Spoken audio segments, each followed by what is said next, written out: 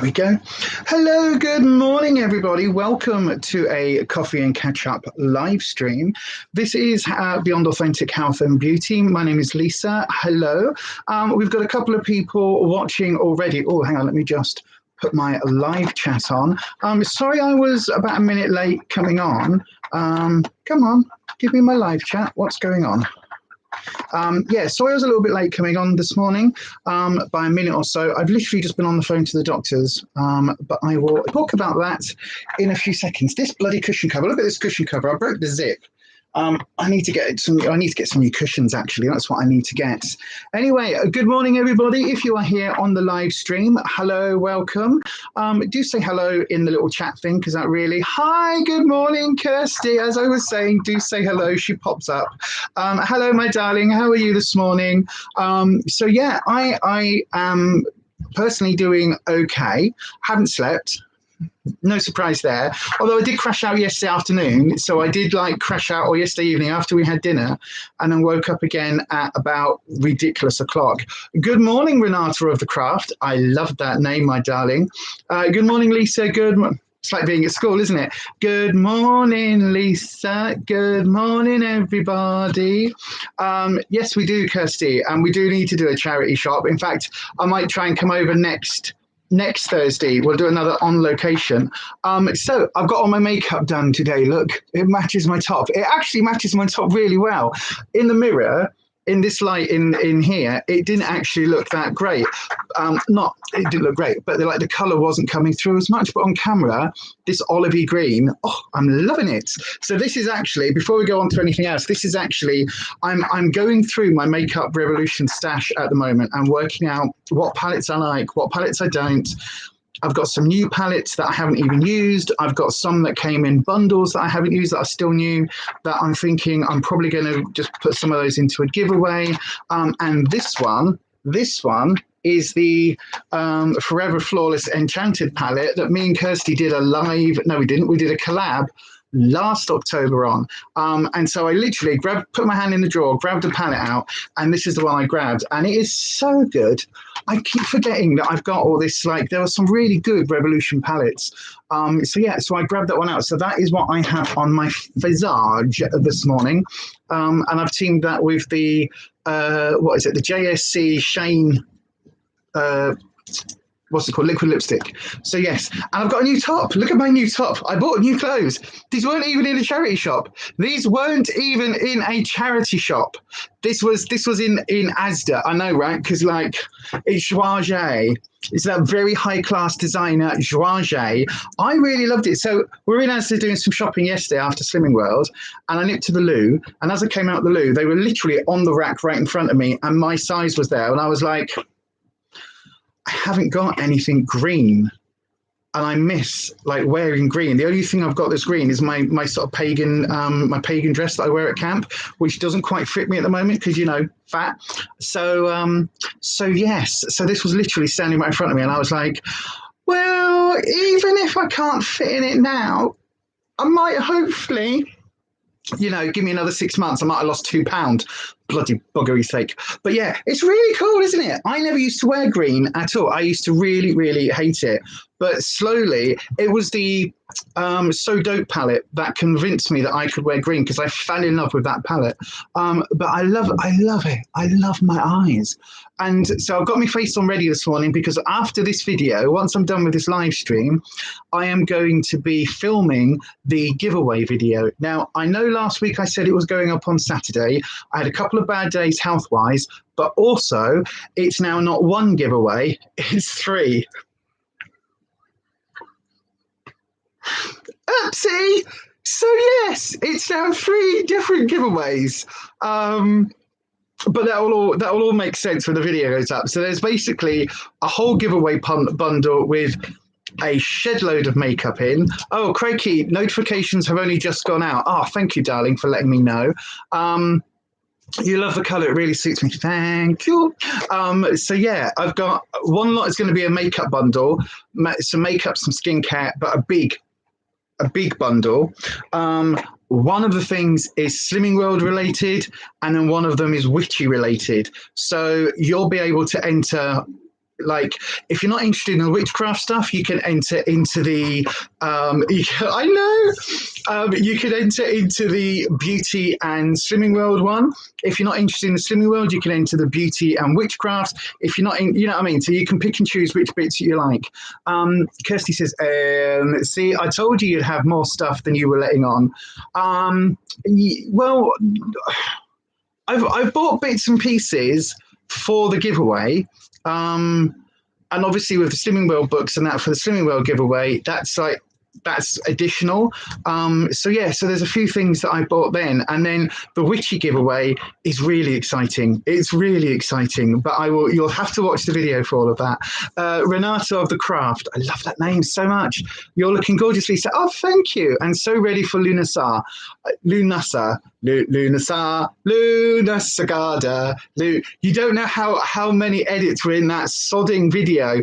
Lugnasada is how we jokingly referred to it when I was 20, 21, 22, and was hanging around with my heathen friend and my hi Julie, can't wait for my update. It's a good update today. It is a good update. Wow, it's a good update. Rufus has had an amazing update. Let me put it that way. Richie, John. Hi, Richie. Hi, Byron. Morning, everyone. Hope you're well. Looking forward to your weigh-in update. Thank you very much. I did actually film it in the car last night, and then I was like, what am I doing? I need to put that video up after the live stream because we talk about it in the live stream. So that's for people that haven't seen it. Was gonna ask how many times you said the F-bomb while filming that video. I filmed it at 3 o'clock in the morning on Wednesday morning. That's when I filmed the Lamas Lunasar video.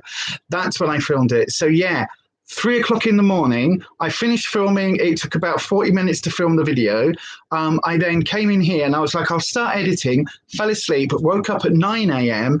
and then did the editing through and got it up for about, it was finished. The rendering time on that video took literally, maybe an hour and 10 minutes, hour and 15 minutes for a 13-minute video. I don't know what I did in the settings, but anyway, but yeah, so that did take a long time. But thank you, Renata, for saying I'm all ready for Lunasa. I really am. This is kind of, and if I look, there you go. Look, I've got my like terracotta-y trousers on, and this top is actually kind of like really like floaty gypsy type top.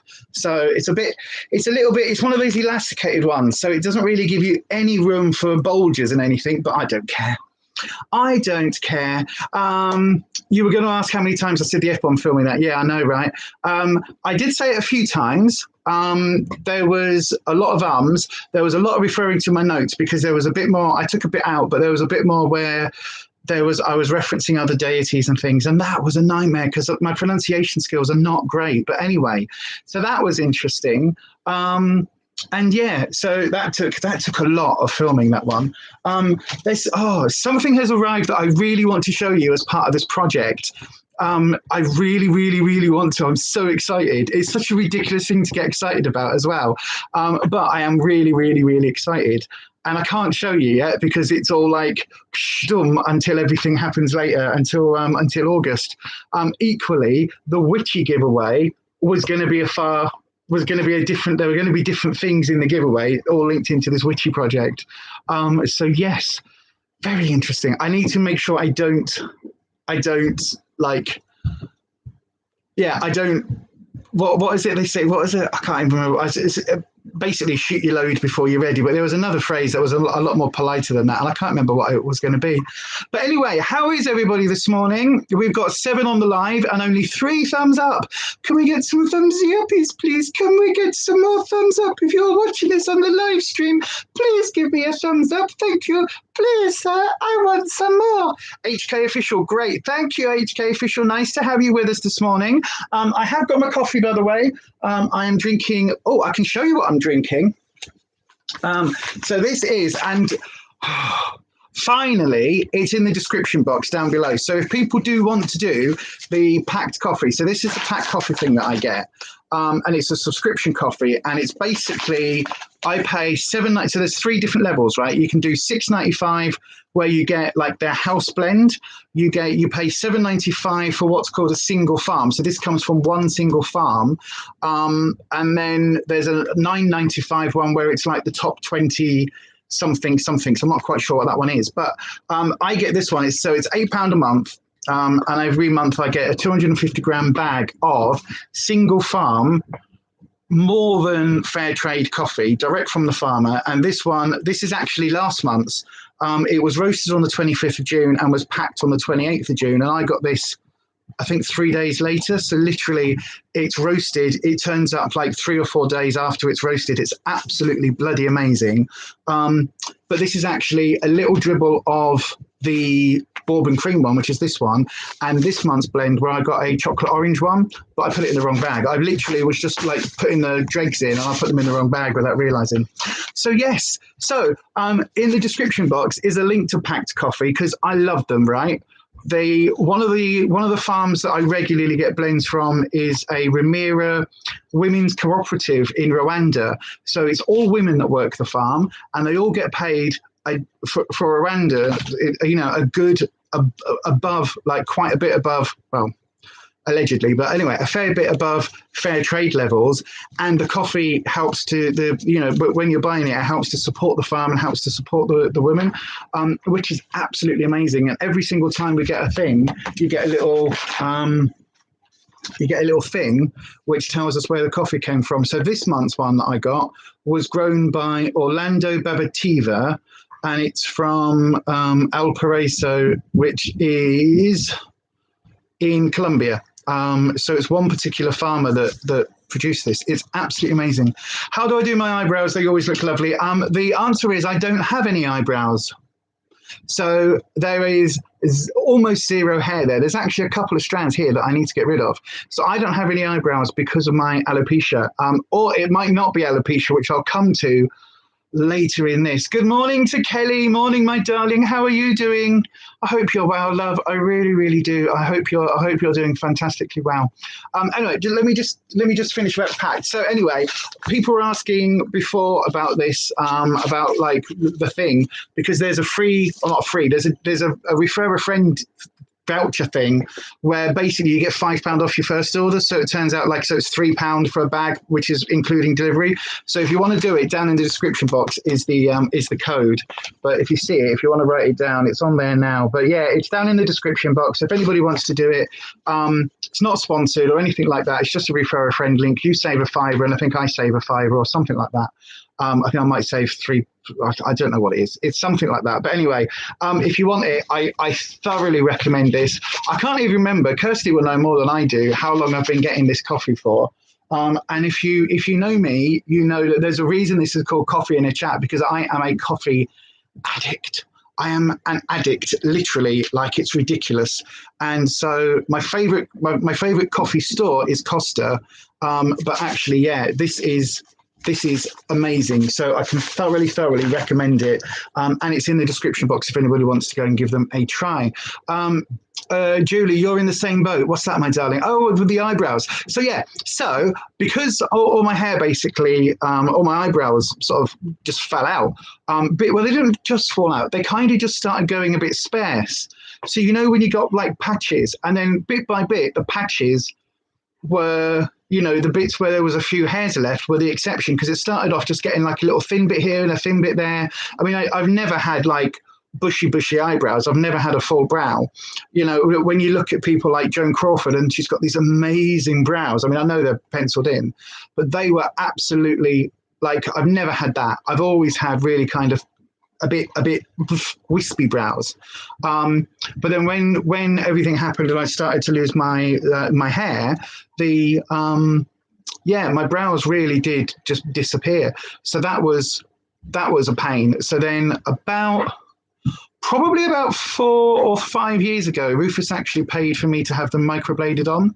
So if I'm not wearing any foundation, then I don't need to do anything with my brows because I always had to sit and fill them in.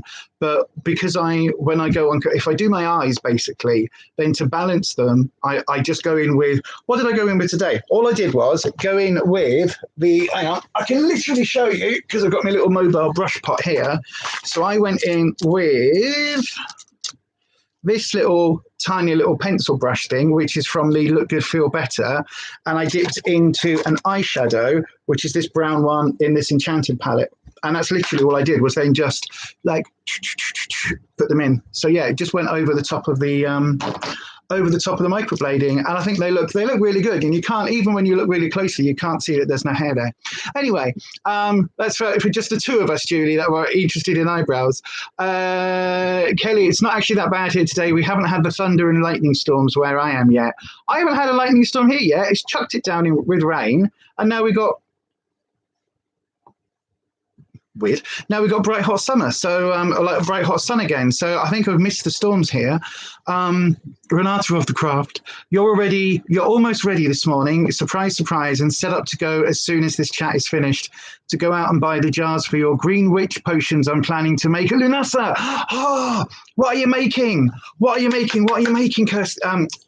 Kirsty, what are you making, Renata? Do let me know what you're making, because I am loving the witchcraft series that I'm doing at the moment. I am loving that channel so much. It has completely like resurrected my craft. I was writing in my Tarot Book of Shadows. I was looking at Tiffany over on Bewitching Bemused did a video where she made her own Book of Shadows, literally made the book with these postings. And I keep watching these like making your own Book of Shadow videos, and they are absolutely amazing. So yeah, at some point that's going to be a thing that I do. This is what I love about this top, by the way. I love it. If I just move my bra straps like that and like that, then it's proper boho. I'm loving getting my shoulders out this year. I'm loving it. I feel like a really empowered woman. I really do. I don't know why. It's just something really like, hi. I feel like a wench. I feel like I should be serving you a flagon of ale or something. What is it? Small measures, who would deny us these? Gin toddies, large measures. Small pleasures, sorry. No skimping if you please. They rough it. I rough it. I love it. I can't remember the bloody lyrics. I used to know that off by heart. I was in Oliver. I was one of Fagin's kids. Anyway, Kirsty. Oh my word, Cal. We had it yesterday afternoon. Did you? One clap of thunder was directly above us, which A, tripped the electrics, and B, proper shit you up. Really? Oh dear, Kirsty, we've only had light showers here so far. It's grey and mild out today. It's really warm out here. Like, it's really sunny. Like, I've got a lamp here, but even if I turn the lamp, look how bright it is. Look how bright it is today. It's absolutely bonkers. But anyway, yes. So, my coffee blend I am loving. This is a really nice one. It's like a chocolatey orange one, really dark, really yummy. Love it. Except Rufus can't have it. So I've just made him a decaf coffee and put it in the fridge, like a jug. And then put it in the fridge, in the dripper thing, and put it in the fridge because, oh my God, we like our cold coffees. So that's for Rufus with a decaf. But anyway, I was telling you, I'm late today because I was on the phone to the doctors. So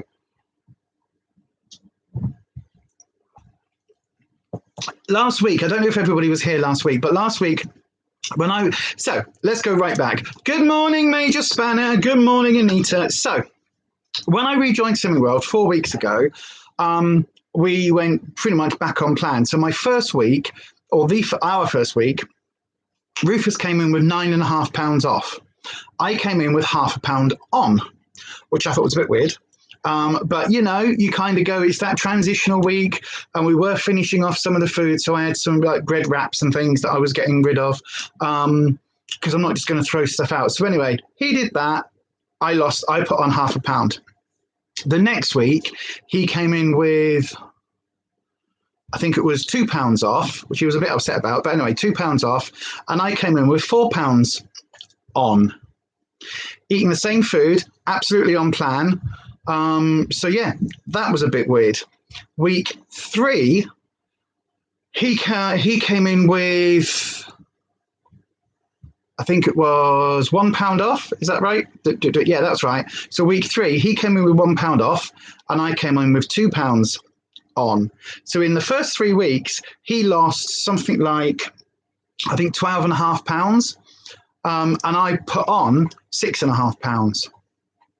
So I was talking to our Slimming World consultant last week, and I was basically saying, look, something really isn't right, because I was on plan. I was so on plan. It's bonkers. And like, I'm the first person, if this was a full fat lilt rather than a cheap Aldi zero sugar, I would say, oh my God, look, oh my God, oh look, oh my God, it's a full fat, and I couldn't be bothered, you know what I mean? Or if I'd had a cake, I'd say, oh, I had a cake. Or, you know, if I'd been on the mojito or something, you know, if I'd had a couple of sangria, I really would just say, yeah, I had some wine, I had some sangria.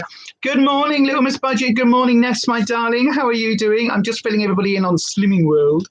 So yeah, you know, if I'd cheated, then I could understand it. So she said, have I thought about my thyroid? And I was like, So I rang the doctors last week on Thursday morning, and the first appointment I could get from ringing Thursday morning, the first appointment I could get was a phone appointment, which was last night at 6 p.m. last night, literally while I was in Slimming World.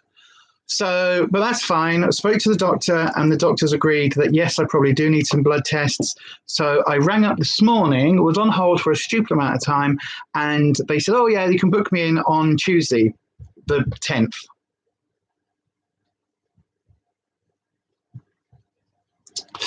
So, yeah, I basically then went, the 10th, but I need no. So anyway, what I'm basically going to do is go to Seacroft Hospital. They've put them on the system. So I'm going to go to Seacroft Hospital and basically go and just sit and wait for 2, 3, 4 hours. I'll take a Kindle or something. I should take my book, my Kindle thing. I should put it on the tablet, because I'm paying for Kindle. I wonder if there's any good witchcraft books. I'll have to have a look. But anyway, yeah, so I'm going to go and get my blood test done, because we're pretty sure it's thyroid. But also, Rufus has been looking into it.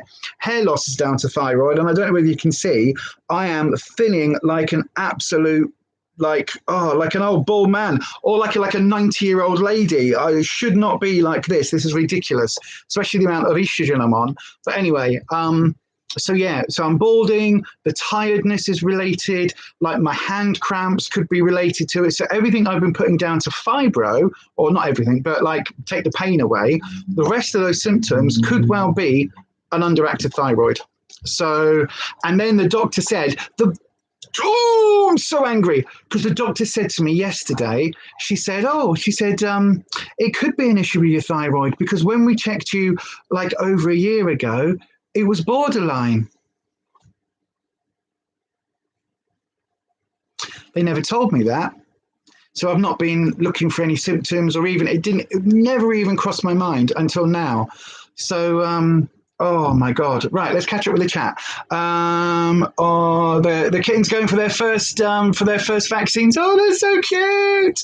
They'd be like, oh, foster mummy. Oh no, foster mummy. Oh, ouch. Oh, foster mummy, you've made us hurt. Oh, bless. But that's really cool. I'm glad they're going and getting that done. That's cool. Yes, Kirsty, fingers crossed. Just got to wait 2 weeks and hope they don't show symptoms again. Then they can be rehomed. Oh, bloody net. Oh, what are you going to do, Nate? What are you going to do? Oh, but they're so cute. Oh, you've just seen your mum off home, Ness.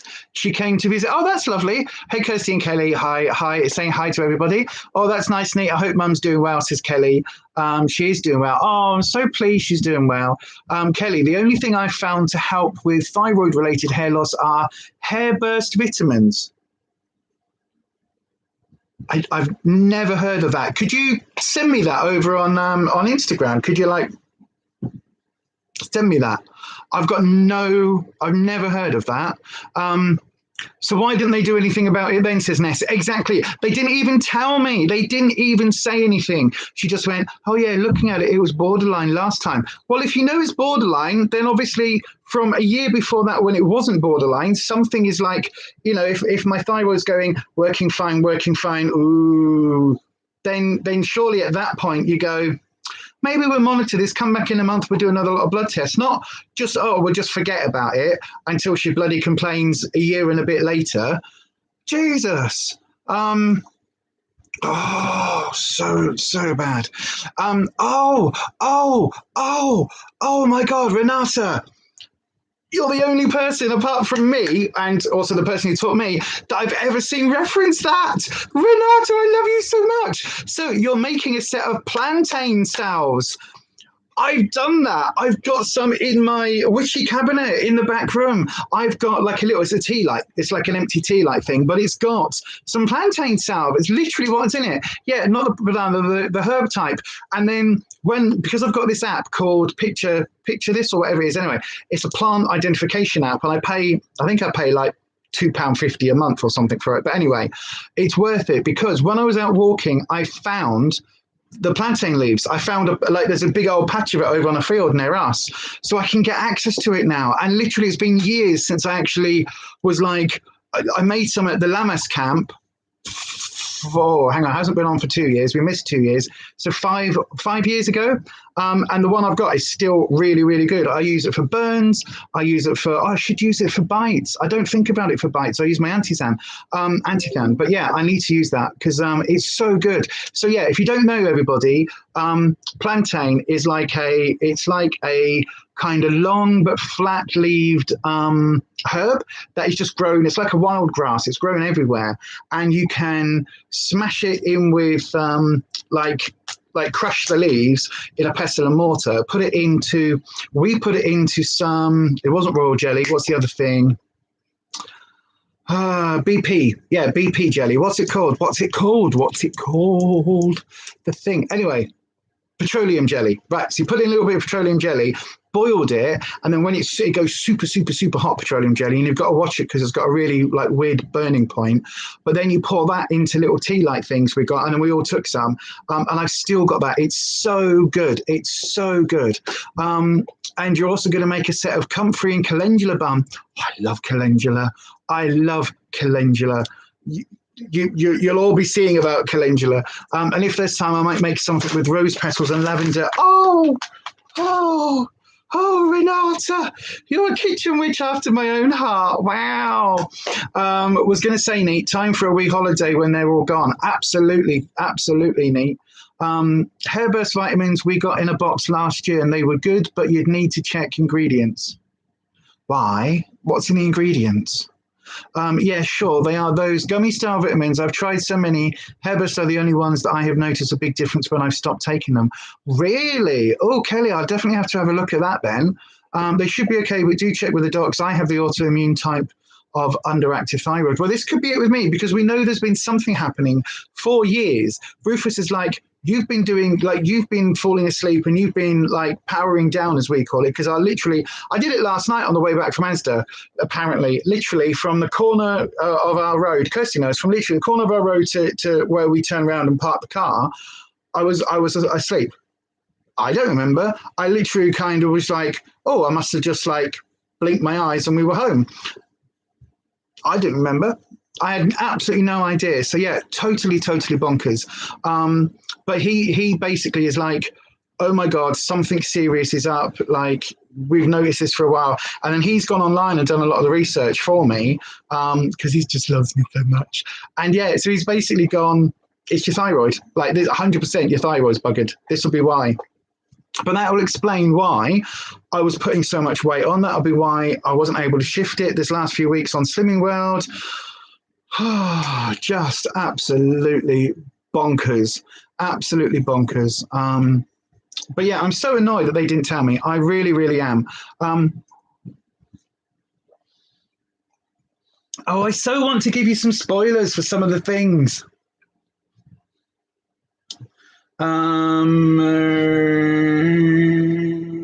So yes, anyway, for those of you that have just joined, Rufus is your kind of guy. I research stuff too much as well. I know, right? He's so good. Kirsty, I was the same, Kelly. Sometimes they can interfere with prescription meds. I will have to have a look because I'm on a shitload of prescription meds when I take them. And I'm now taking them every day again because I got really, really bad with that.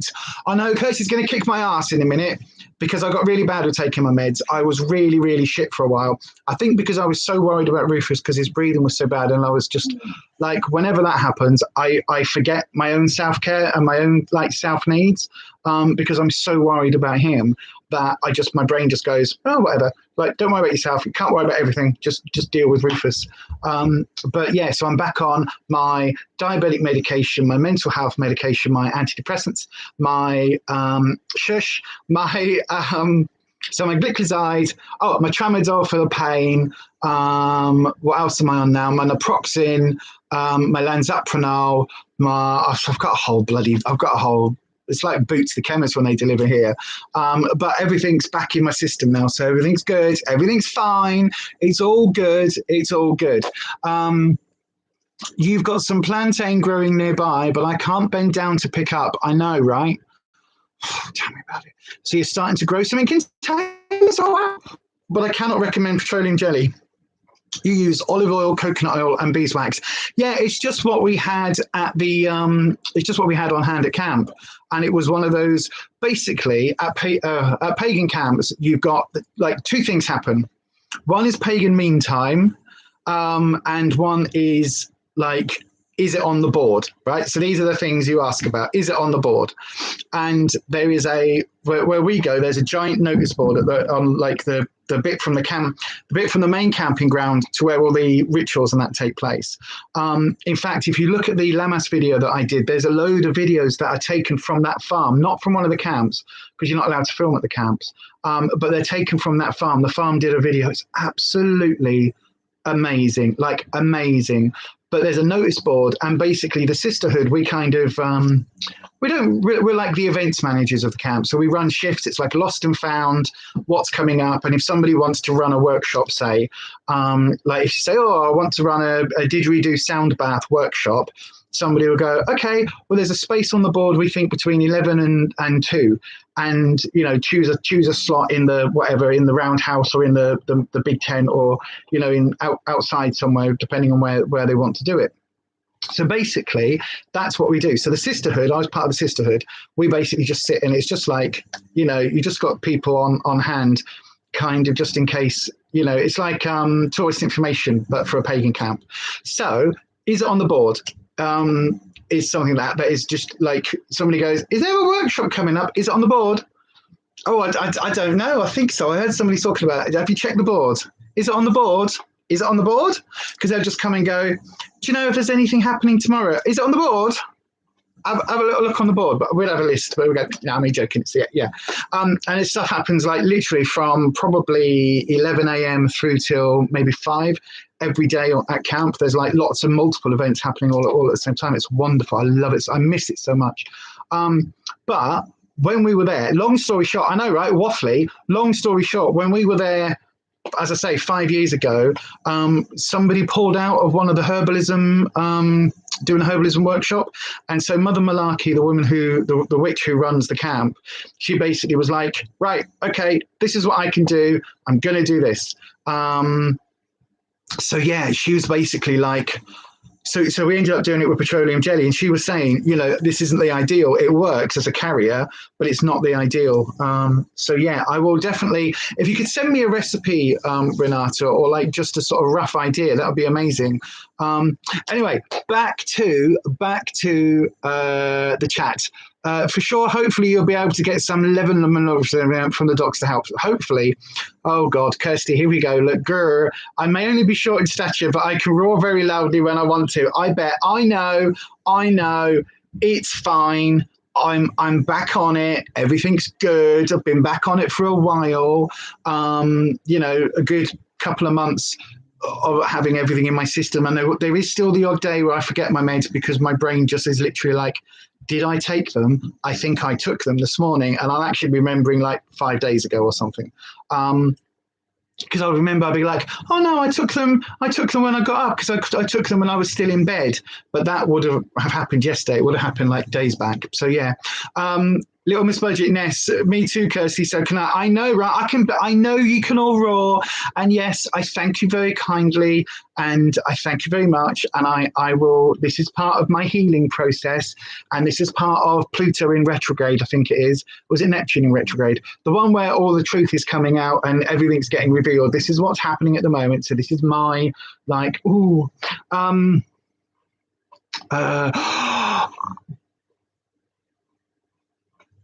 What? Kirsty, totally off subject, but I watched Who Do You Think You Are on Sir Ian McKellen the other day, and they ended the episode at Castlereagh as his 3 great-great-great-granddad etched it in the late 1700s.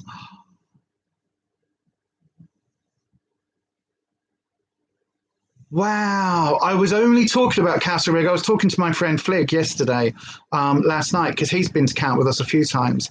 And we were trying to work out when my friend Willow, the one I got the tattoo for, when she passed away. And so we were trying to work out which camp it was that she was there and which camp it was she wasn't, because she died just after one of the camps, or like September, October time after one of the camps. And we were just reminiscing and just talking about it. And it was like, oh my God. But yeah, so we were talking about Castlereagh. Because if people don't know, basically, so Castlereagh is a stone circle, and it's amazing. It's up in Cumbria, and my friend Willow comes from Cumbria, and so she used to go to Castlereagh every summer solstice, winter solstice, throughout the various sabbats and stuff. She'd go up to Castlereagh, and it's a beautiful place, a small stone circle. It's stunning. It's not Stonehenge. It's like standing stones. It's absolutely amazing. It's in basically a bowl. So this is on a hill like this, and then everywhere around it, the other mountains are literally like this around the side of the mountain. So it's like all of the mountains come together, and there's this bowl, and then the circle is there like an upturned bowl, where otherwise it would be a valley. It's absolutely astounding. And we were saying that we definitely want to go back up. Such an amazing place, such an amazing place. But yeah, that's amazing. That is so cool. I'm gonna have to watch that. Kirsty, Renata of the Craft says, Kirsty, I can send you a small container, but I wouldn't charge, as I don't have commercial setup to produce my potions, just my regular kitchen. Oh, she's a kitchen witch. Kirsty too, just send me the address, but it might be mid-August as the product needs resting and settling. Yes, it does. For an early version of a tour guide for the London gentry. Oh, he etched it in the late 1900s for a tour guide. Wow. Wow. Oh, it's an amazing place. It really is an amazing place. Breathtakingly beautiful. Breathtakingly stunning. But anyway, I was telling the story because the year that Willow couldn't go to the to summer solstice there, Rufus actually made her a cake. And we managed to find an overhead. So if you don't know, Rufus he should be on Cake Boss or something. He's like amazing, seriously amazing quality, amazing cakes.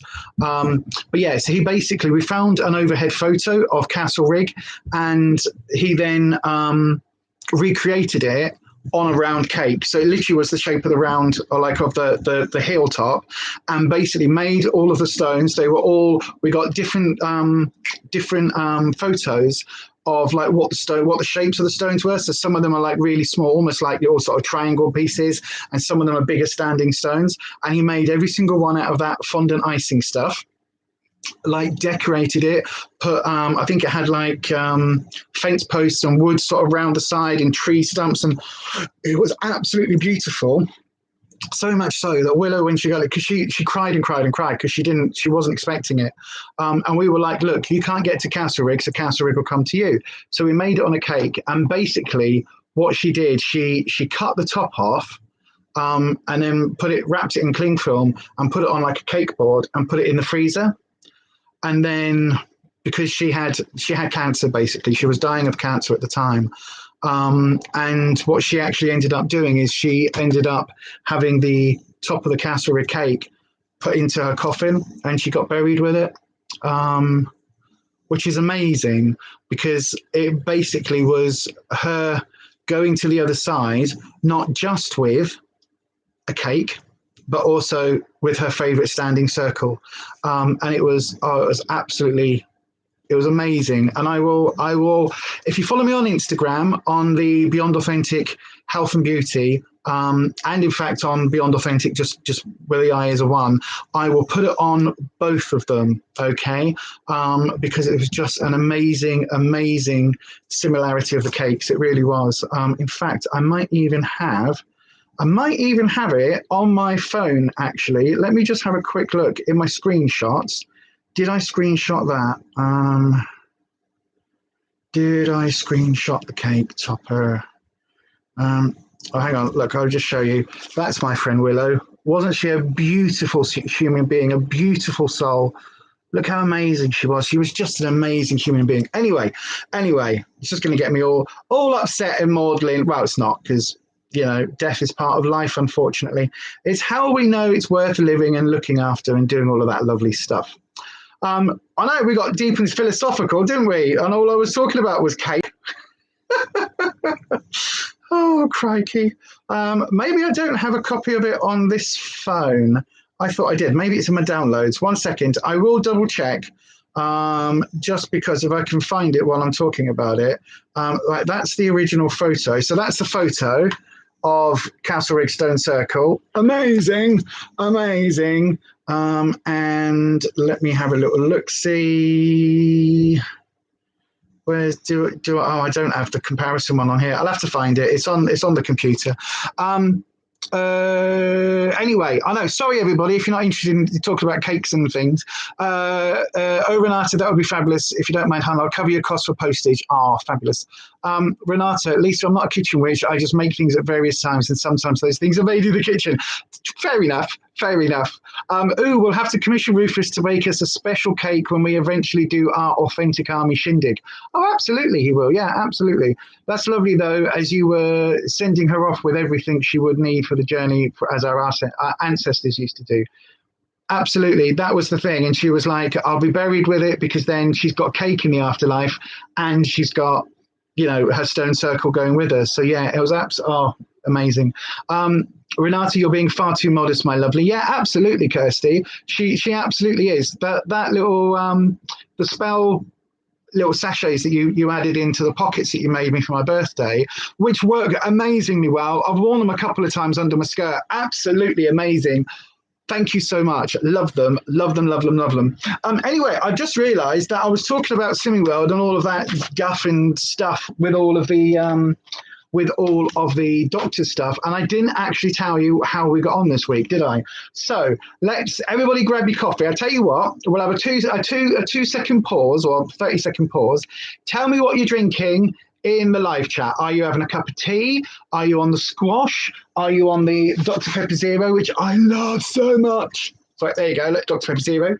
Are you on a coffee like me? What are you drinking? What is your not so adult libation? What are you drinking today? Are you doing a witchy tea, a witch's brew tea, like one of those blends? What are you actually drinking?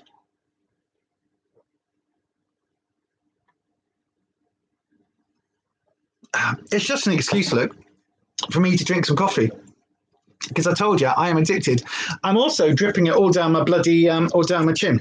Surprisingly, with the trolls at home, I'm on the Builder's Brew. Really? Is it? So what's your Builder's Brew then, Kirsty? Are you a Yorkshire tea lass? Are you a Tetley tea lass? Are you an ooh? You only go an ooh with Typhoo? Rather than the vodka. Oh, yeah, right. You had a coffee when you got up, but nothing at the moment? Oh, no, you have to hydrate. You have to hydrate. Ness, go and hydrate, please. You have to hydrate. Hydration is important. Kelly, you need to go grab coffee number 2 for today. I've got coffee number 2 here. I'm pre-prepared. Julie Parrish, you've got sugar-free squash. What flavour?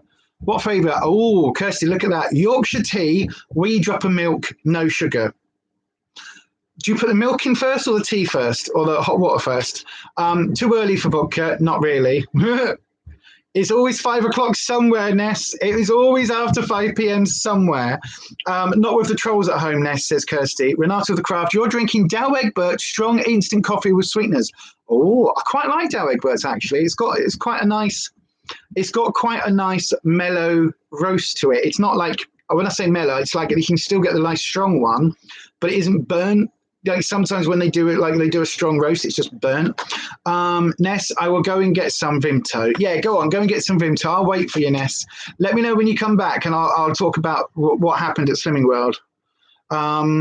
Julie Parrish, you're on the orange. Oh, fantastic! I like orange squash. Like I guess my favourite squash is the lilt type ones, you know, the tropical with mango and pineapple and papaya and kumquats and I don't know what the fuck it is. You know, where they go, this is the totally tropical taste, like that's old lilt advert, all of that stuff. That is kind of, you put the milk in first. Milk first, don't go there. What, you put the milk in first? Okay, some people do.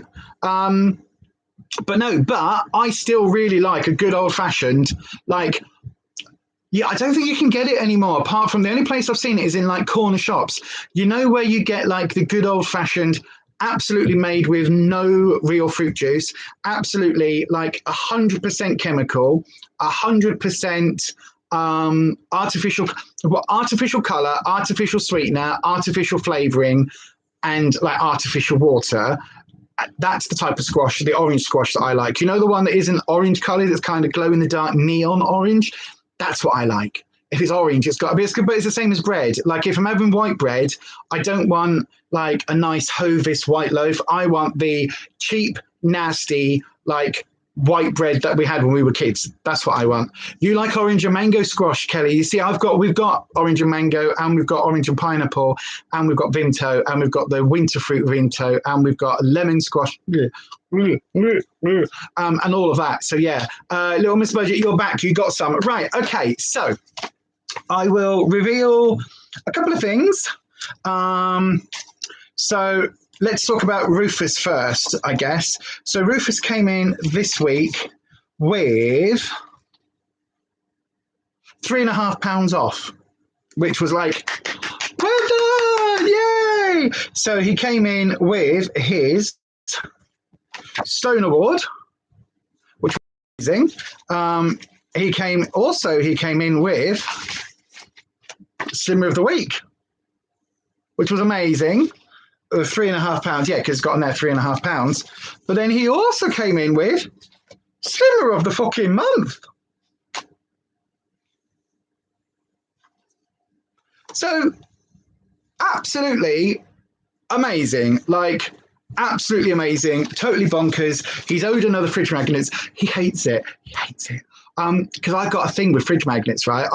We started in transmission. When we were doing transmission, somebody went on holiday and they brought me back a fridge magnet. And then when the next person was like, oh, I'll bring you a fridge magnet. So it became a thing. You know, like if you like Elvis Presley, every birthday and Christmas, all your friends will get you Elvis Presley tap for your birthday and for Christmas. That's what happened with Mum. So whenever anybody went anywhere, we ended up with our fridge covered, festooned in fridge magnets. And then when we were on Slimming World, like 4 years ago, whatever it was, when literally it was almost every other week, it was one of us that was Slimmer of the Week or Slimmer of the Month, we got every single one of the Slimming World magnets we got, and it was covered in Slimming World magnets. And then when we came off plan, and like maybe last year with COVID and everything, maybe the year before, I can't remember, they all got binned. So anyway, so he's already got one, and he's owed a second one. So he's got a Slimmer of the Month magnet, and he's owed a Slimmer of the Week magnet. So that made me laugh big time. So we both kept our food diary. We both ate the same food. The only thing we did different this week is we do our burrito mix. So if you saw in the burrito mix video where we did the Slimming World burrito, if you take off the turkey mince and the courgette, all of that salady stuff we have in the fridge now in big containers, and basically it's what we call burrito mix. It's basically just like a really smally diced salad. So we can bung it in with, like, we add some lettuce to it to make a salad, or we bung it into a meal to add some extra speed food. It's just basically onions, peppers, carrots, cucumber, some mushrooms. I don't think there's tomatoes in there yet. What else was in there? But yeah, anyway, lots of speed food. So that's in the fridge. So we've had lots of that this week. Both eating the same, but we had lots of that last week as well.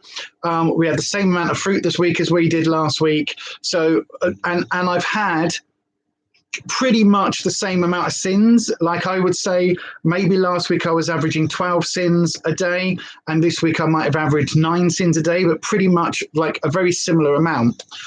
Last week I came in with £2 on. This week I came in with a loss. Have a guess how much I lost this week, considering the first week on plan I put on £0.5, the second week on plan I put on £4, and last week I put on £2. So £6.5 on in the first 3 weeks, and the third week and fourth week are pretty much carbon copies of each other food-wise. So have a guess what my loss was. Let's see who's closest. We kind of did our version of the burrito bowl recipe last night, but did put in all of that mini folded flatbreads.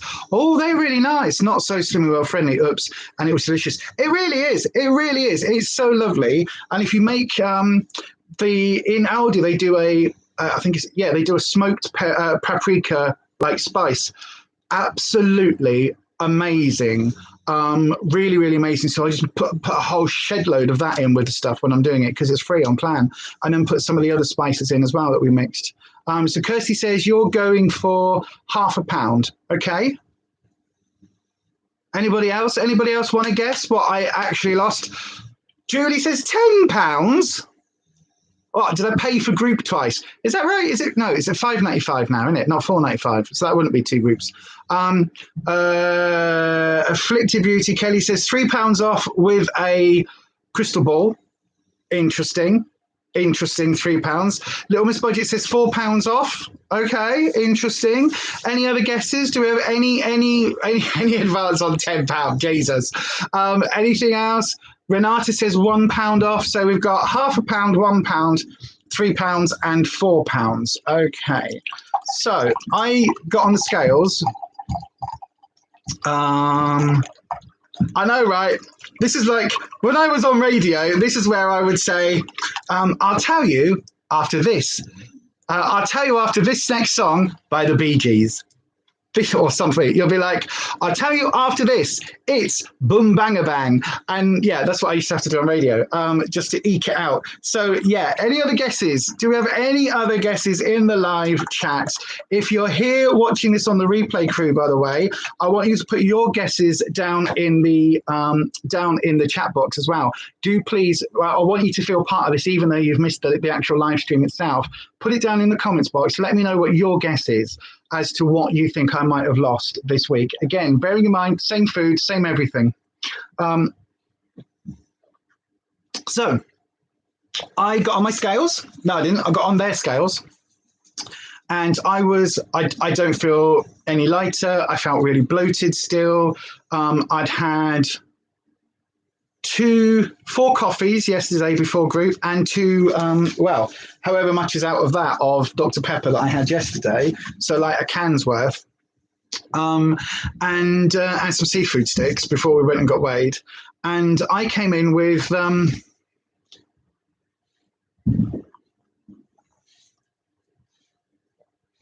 Julie was closest at £10. I came in with £10.5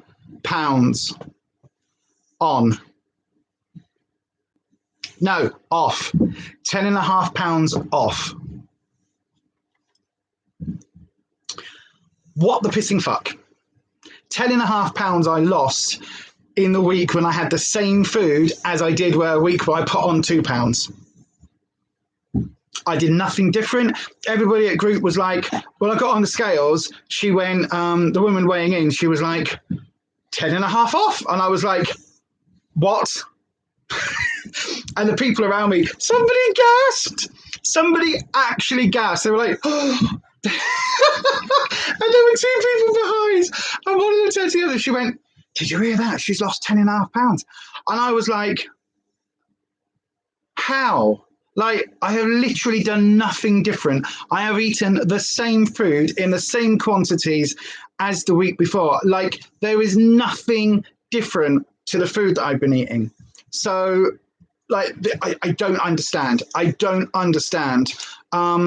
it may be that it's took your metabolism this long to catch up. It shouldn't do. Like, it shouldn't take 4 weeks. That's the thing I don't understand. I could understand if, like, in the first week I had, like, that ½ pound on, but then in the next week I would have expected a loss. The last 3 times, whatever it is that we've done Slimming World over the last God knows how many years, whenever we've gone back to group, the first week, I've always had a good loss. So I've always lost like 4, 5, 6 pounds in the first week, and then maybe 2 or 3 pounds in the next. And then it kind of trickles to 1.5 to 2 pounds a week. So 10.5 pounds. I've literally got no idea how that happened. No idea. Just no idea. Absolutely no idea what went on. It makes no sense. Absolutely beggars belief. It really does. So yeah, I wish I could take credit. Thank you for everybody saying it was amazing, and it was brilliant. I wish I could take, and everybody, when she did image therapy and she went round and she was like, Lisa, wow, 10.5 pounds. Everybody was like, oh my God, that's amazing. I was like, but it's not, because it just shows that my body is not right. Something is like seriously wrong because I've eaten the same food. And that either means that, I don't understand. I do not understand. And again, I don't feel any lighter. I still feel really bloaty. I still feel like my tummy is just as full and just as big. And just as hard. It's just as solid at the moment. So yeah, I don't understand it. I really don't. I mean, don't get me wrong. I'm glad it's not a gain. I really am glad it's not a gain. Renata of the craft, on the last weigh-in, you took off that mink coat. I know, right? Could you imagine? I'm like, oh yes, I just didn't put any forms in this week, or yeah, no, none of that. Wearing the similar sort of clothes as well, because I always get weighed in pretty much the same. Either like I've got a couple of different pairs of cotton trousers, so it was always light because it's so hot. Lightweight trousers, and this week was a t-shirt. Last week was just like a thinnish top, because again, when you're going to get weighed, you don't want to weigh anything heavy. I didn't have like big heavy jewelry on last week, and this week I took it off. I wasn't wearing the crown jewels on my head, so no idea. Absolutely same shoes. So just no idea. I wish I knew, because if I wish I knew what I'd done differently, then I would replicate that this week. As it is, I'm expecting a gain again on Wednesday, because I'm expecting, eat the same food. I'm either going to put on 2 pounds or lose 10.5. But at least it means overall, in my 4 weeks on Slimming World, I've lost 4 pounds in total. So I don't mind that. I really don't mind that. Julie, have to love and leave you all. Have a great week and good luck for your next weigh. And thank you, Julie, my darling. Thank you. It's so lovely for you to join us. Thank you. That's really nice. But yeah, and I will tell Rufus that you sent him like well done's and that for his weight loss this week. So yeah, I will do. For the bloated feeling, add caraway seeds to your cooking. That really helps for bloated full feeling. Yeah, it's not a bad idea, actually. That's not a bad idea at all. I think we've got some in the spice box. We've got a whole box, like massive box of spices and things. So yeah, definitely. Thank you, by the way, for the starry eyes, Byron. I know, right? And absolutely, I hope you got my Instagram message, Byron, because absolutely no way are you paying for a reading. I've just no.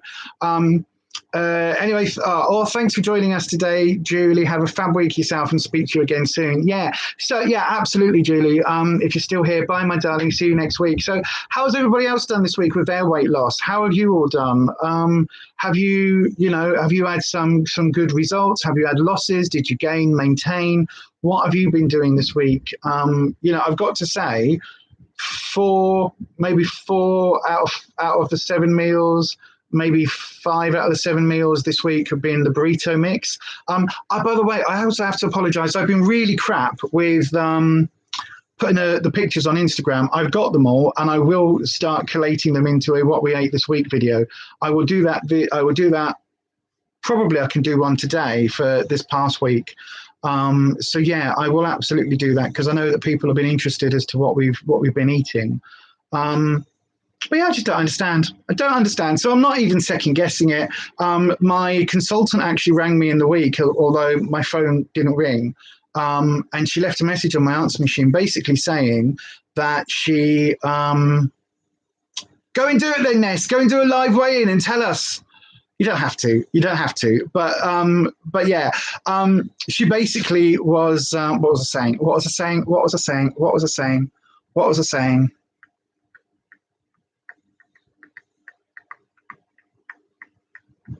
My brain's just completely lost the track. The train of thought has jumped the track. What was I saying? I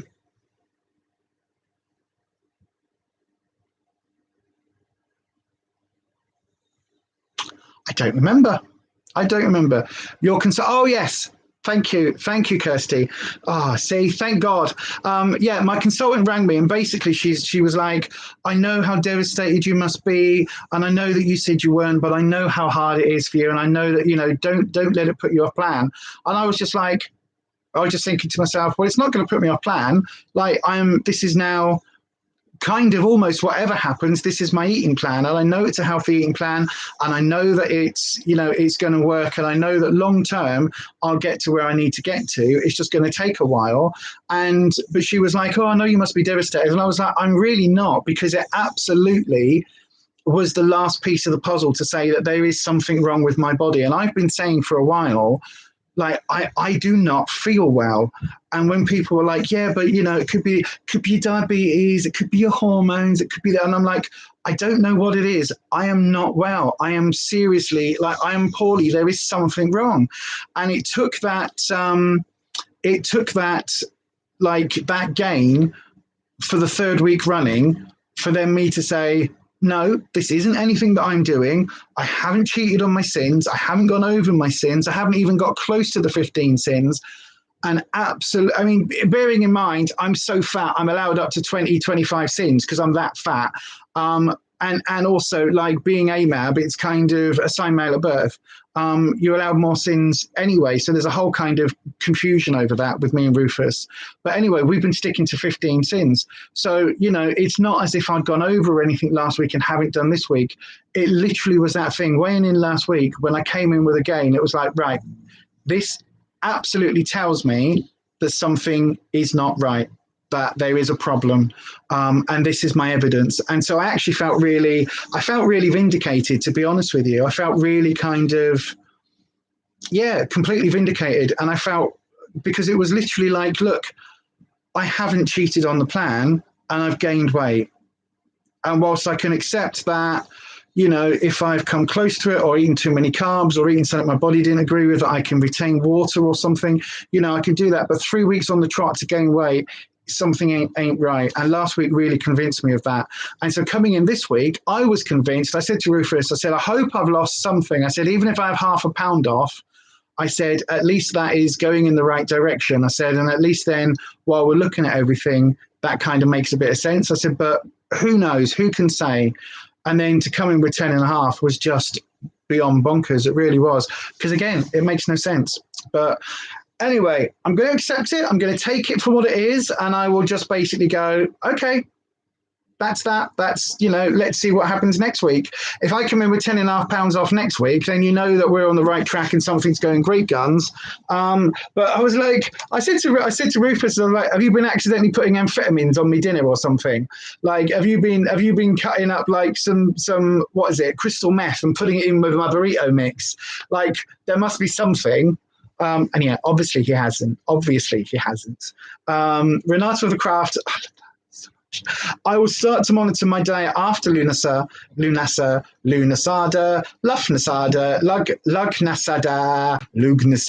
Lu, Lamas, as I'm planning to celebrate with a good harvest festival meal with multiple courses. Yes! You should do. I'm having some mead on Saturday. I am going to enjoy a glass. Yeah. A cup of mead. That's what I'll be drinking. A mug of mead. A flagon. No, I'll be having a little shot of mead or something, which I will work out the sin value on and everything else. But yeah. Oh, God. But yeah. Anyway, yeah, so that's me. I think it's been. I'm not wrapping up, by the way. But yeah, I think it's been. I don't need. Do you know what? I am seriously at a loss of words as to explain it. I'm just accepting it and moving on, really, and going for this week and seeing what's happening this week. I've got to say, the project is taking up a lot of time. Oh my God, I've been fighting with. I've been fighting with cloud-based website server stroke operator stroke companies this week.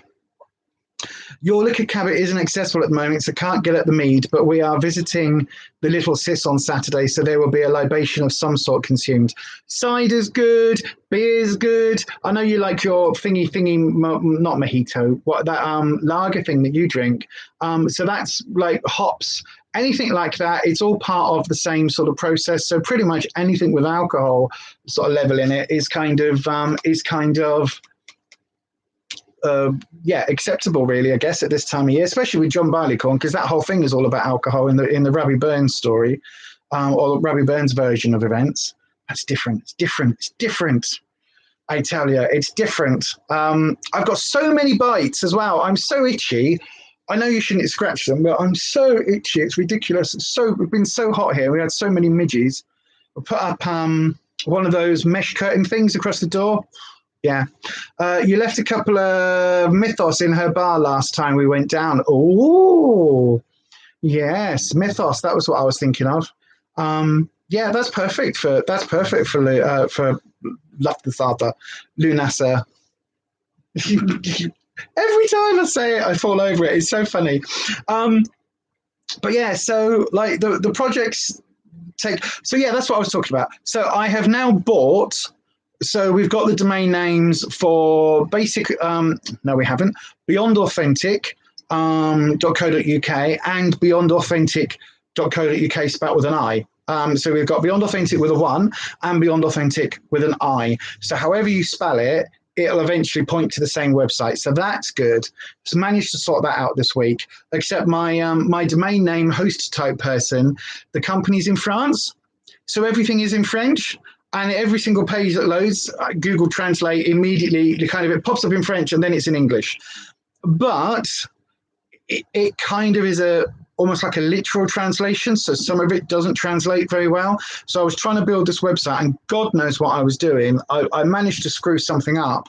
And then I was like, okay, I'll just go to the help button. Clicked on the help button and everything was in French and I couldn't get it translated. I ended up having to copy and paste all the text, put it into Google, then click on translate into like the Google search thing. Oh my God, it was so stressful. But yeah, so that's a job this week that I've got to do. I hate that when it has to Google Translate. It's so annoying. Oh my God, it's so annoying, hun. It really is. It was just like stupid things, like it was telling me, oh, it's a welcome page. No, it's the home page. And if I call it welcome, then the HTML coding isn't going to work because it's the home page, it's the index, and then it's the home page. It's like on drop-down menu. If I call it bloody welcome, it's not going to find it because it doesn't know that it's called welcome because it actually isn't welcome. It's the home page. But because it's translated from a French word, it hasn't translated for the word home. It's so annoying. But I've managed to get that sorted again after like a 2-hour phone call to Flig about everything and anything. I suddenly was like, oh, while I've got you on the phone, can you have a look at this for me? And he was like, yeah, hang on, what's your login? And I was like, I don't know what my login is, but I eventually managed to get him to look at it and go across. So yeah, it was good.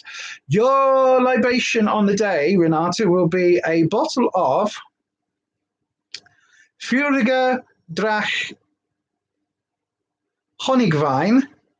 I was about to say that looks like fire or fiery. Fiery dragon. Yeah. Oh, you've written it there. Like, yeah. Honey wine. Yeah. Fiery dragon honey wine. Furiga I would have got as fiery or flammable, smoky, something like that, because it's like defense de fumeur in French. Drach as dragon. I've got some mead from 3 years ago. It's in the shed. It's been kept safely stored in the shed, and it's from a little meadery that deliver to camp when we're there. And you place your order in advance, and then they turn up because they're not allowed to sell with a liquor license. They're not allowed to sell on the premises, but they place their order, and then instead of you can opt for delivery, or you can opt for collection, and you just collect it from the camp. Oh my God, it's amazing. I got so drunk the last year I was there, which is 4 years ago now. Is that right? Missed two. Yeah, 4 years ago. So bonkers.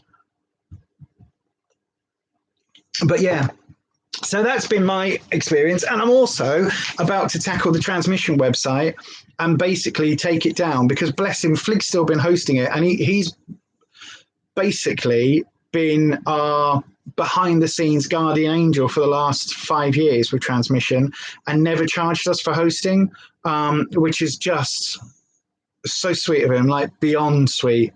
But now we're the only like website on his server, and it's not fair to have him keep paying out when transmission is no longer a thing as such. So I'm going to transfer it just to like a basic landing page with a little bit talking about the training, because we're still doing some trans awareness training. So yeah, that's that. So I've got that website to build.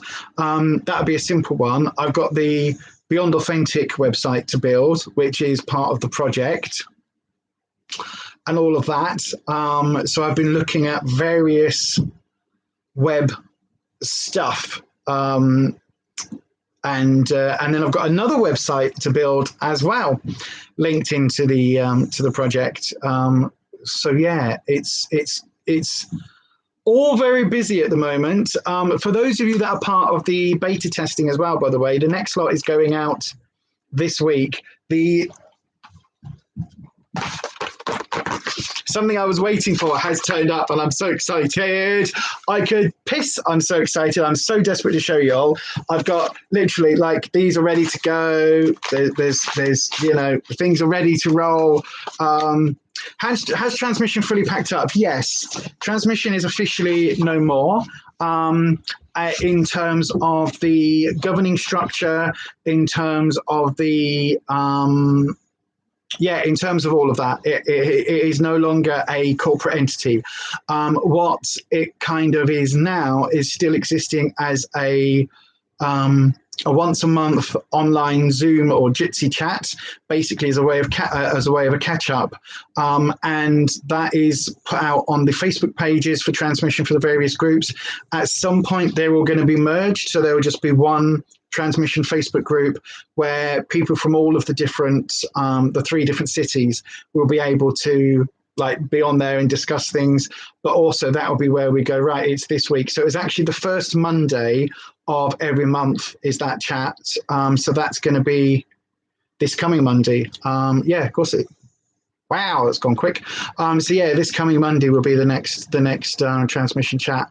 So yeah, it's a done deal.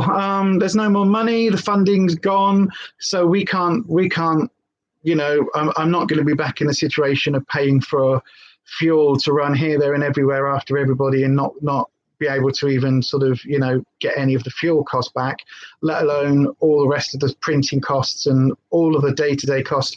The £20 a week in room rates for the Donny group, and then the teas and coffees on top of that. So yeah, it's just impossible. Like with no money, it's impossible to do that now. So it's just not something that we could have done. Had COVID not happened, we were going to go for charitable status. We were going for CIO. That might have, we'd probably still be doing it, and God knows where we'd be right now if it wasn't for COVID. But these things happen for a reason, and 6 years of running a support organization, I guess that's you know, we did well. Most groups last 3. For the fact that we did 6 years and had very minimal funding in all that time is amazing. The fact that we got people onto hormones early is amazing. The fact that we got, you know, the police systems are changed. We like, there is now a way for your name on file with a police system to be yeah, that's the thing. It says you found it to be difficult for yourself as the average age was miles away from your age and you felt very insular and isolated. That's the problem. And that's been the biggest problem. Like at the moment, a friend of mine who I'm not going to name, but a friend of mine is applying for a job doing EDI, so equality and diversity training, whatever the I is, I can't remember. But yeah, it's doing some E&D stuff, and we were basically talking, and they were like, "Is there anything for older like LGBTQ folk?" And I'm like, "There isn't." Like we regularly got trans men and trans women messaging, basically saying, "Look," and non-binary folk coming out in their 50s and 60s and saying, "Look, you know, all of the groups have got 12-year-olds. They're not, but they're all like 18, 20-year-olds running around." Doing their thing, which is great. But then if you're 60 and the average age is like 23, there's a bit of a experience gap, a culture clash, all of that. And it's very difficult because unfortunately, a lot of older folk, they either don't want to socialize or they don't feel there'll be other sort of folk that are in their 40s and 50s and 60s at these groups. And it's a really difficult thing, and you tend to then end up where you get groups that either just appeal to the youngsters and older folks sort of come in and then never come back, or you get groups that are kind of go the opposite way where the average age is in the 40s and then the younger folk don't come back. So trying to do something with both ends of that spectrum is really, really difficult. And even groups like Sage that Mesmac run here in Leeds, or I think they've gone independent now, but Sage, which was for over 50s, that had very few trans folk. So, you know, across the board, it's really difficult because obviously if you've got somebody coming out at the age of 20, not only is their life experience different, but also what their goals are, where they're headed, all of that is very different to somebody coming out in their 40s, 50s, 60s. You've got somebody who's maybe been in relationships, you know, got kids, all of that, with all of those issues. And then you've got people that are like going to college and getting excited because they're able to change their name at college and things. And you've just got, it's a very difficult balancing act. So yeah, it was really difficult. And to be honest, Renata, it was very difficult for me at times because, you know, when I started, I was 39. But I'd been around the trans world for so long and been a part of the community in one aspect or another for so many years. But it was still really difficult when I've got kind of really young sort of teenagers coming in, sort of 18, 19-year-olds coming in, and they're like, I'm a asexual, demi-grey, demi-boy and I was just like, okay. And having to kind of run and keep up, but also then trying to keep a breadth of knowledge about like kids that are transitioning and that need, you know, parents that need support, through to the teenagers that are kind of finding their own way. And then also dealing with like the older generations where some of them may have transitioned long ago. Some people are transitioning for the first time, and trying to cover all of those bases was really difficult, especially when I was like, hang on a second, I'm also going through this. Like, I'm also waiting. And you'd have some people who are like, oh my God, I've been waiting 2 years. I'm so angry. And I'm like, I've been waiting 5. And I get your anger, but it's not like, there is literally nothing you can do. There is nothing we can do to make this go any faster. So it was so, I mean, the number of times that it literally, I think that's probably the stress from transmission is probably one of the things that sent me grey. I really do. It was so stressful at times. Like, And it's the only thing me and Rufus have ever argued over. Like, apart from stupid bickering where you're like, fuck you, oh no, fuck you, how dare you, you know, whatever, silly arguments. It's the only thing we've ever seriously kind of argued over was transmission. And the amount of time it was taking and the amount of, you know, just the amount of, it took over our entire life. It's still taking over our flat. Still got a shed load of leaflets and flyers that I need to bin. It's just so hard. But, you know, we were committed. We were absolutely, I mean, we should have been committed for doing it, to be fair, because it's something that people in full-time positions would, you know, should be running with full-time salaries and everything and all of the benefits that go in, let alone us kind of doing it and then trying to have a separation of home and work life whilst people are ringing you at all times of day and night in dire need and, you know, Facebook messaging you and stuff at 3 a.m. because they're, you know, feeling like they're struggling. It was very difficult. Something I'm very glad that we did, very, very glad that we did.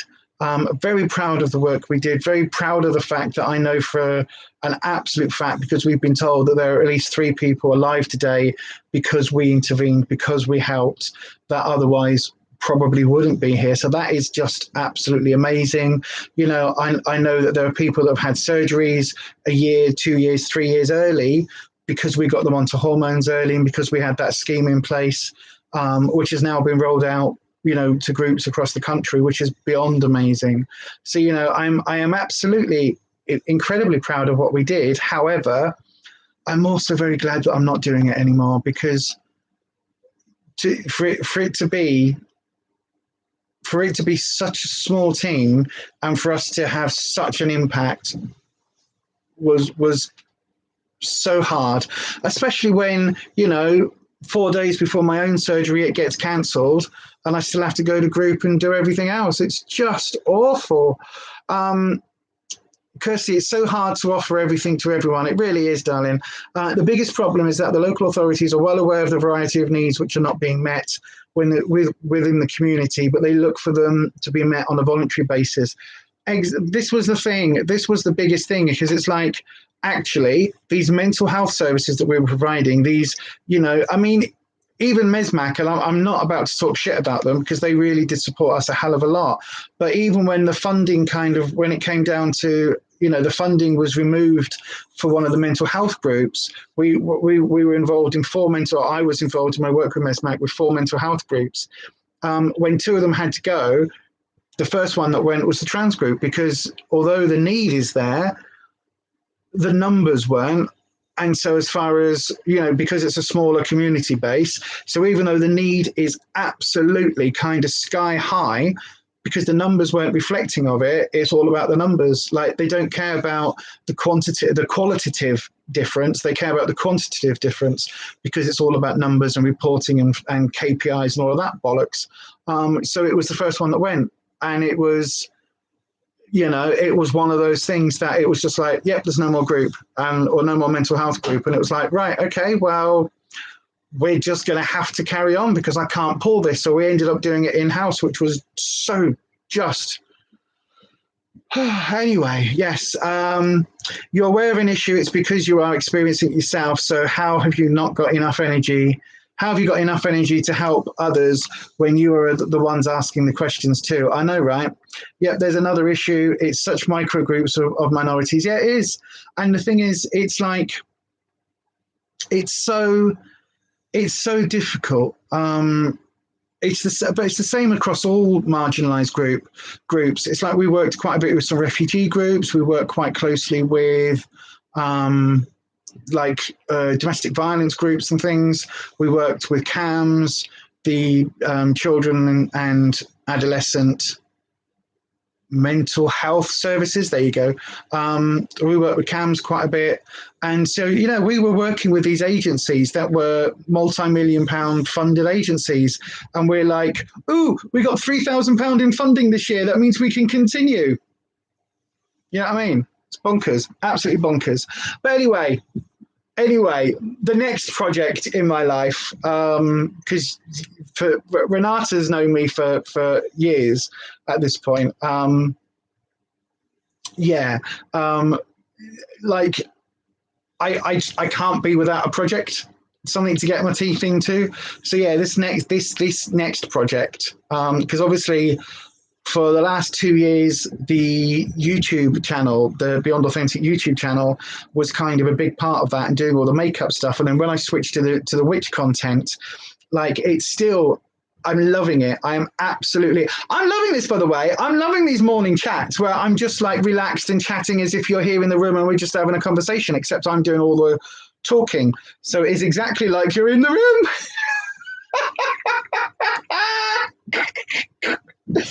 Oh, Jesus.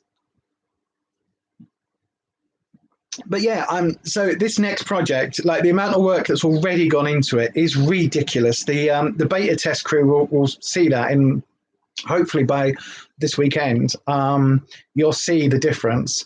And the amount of work that's going in is bonkers, absolutely bonkers. Yes, absolutely, Kirsty. Absolutely, exactly.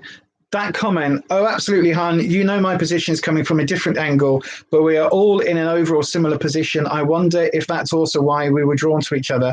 I just think we're similar types of people. I think we're both equally a bit bonkers, and I think the universe puts us where we need to be. I genuinely believe that. I honestly believe that. I believe that everything happens for a reason. Every single stage in my life, every chapter of my life, whether that's been like a little thin pamphlet sized chapter or whether it's been a big whopping, huge chapter, every single chapter of my life has led on from the ones previous. So the only reason I could do transmission was because I had experience of running a shop. I had experience of being on stage and talking to people. I had experience of being a gobby cow and not taking no for an answer. But also because of the ADHD, like my brain thinks of multiple, so like you give me a problem, my brain goes, here's 5 possible solutions, like let's draw the ones that are feasible, let's see what's going to happen, this is what we're going to go with. And it does that process very, very, very fast. So in terms of running a support organization, that was fantastic, because literally it was like, there's the problem, right, if we do this, this and this, then we can overcome that problem. And my brain will just pull like bits of information. So that was great. That was amazing to do that. But in this next project, everything that I learned from doing all of the merchandising for transmission, everything from the fundraising element, doing all the pride events, all the crafting, all of the stalls, all of the online stuff that we did, like building the website, all of that is now coming into play with this new project, whilst also like making me, how can I put this without revealing too much? Making me trust in my own experience level and my own qualification to teach, if you like. It's not that I'm teaching, but you know what I mean? My own qualification to say, this is what XYZ is, this is what this is. Like with the, let me give you an example that's not going to give anything away, but like the thing I'm thinking of is this latest Lunasa video, the Lamas video over on the other channel. It's not too in depth, but it gives you a good basics on the Lunasa festival. So it gives you a good explanation on the Sabbat. It gives you a few examples. It gives you, there's some herbs on there. There's a few examples from my own history. And it's kind of a good all balanced kind of, it's an all balanced video, right? What doing those videos is teaching me is that the knowledge I have, the experience I have, is worth something, and is actually, it's like what I used to think was, who am I to make a video about summer solstice? I'm just me. And now it's like, no, hang on, you've been a practicing witch or practicing practitioner for over 20 years, like the same with the tarot, like you've been doing this for a long time. Your first foray into spirituality and into mediumship and spiritualist churches and all of that was when you were 15. And I'm 45 now. That's 30 years. So I have 30 years of random experiences in this field and knowledge, and I've met some interesting people and all of this. And it's one of those things that for me, I've had to learn that actually, do you know what? Whilst I don't have a piece of paper that says I am a qualified witch, I was initiated into a coven. I was part of various working groups over the years.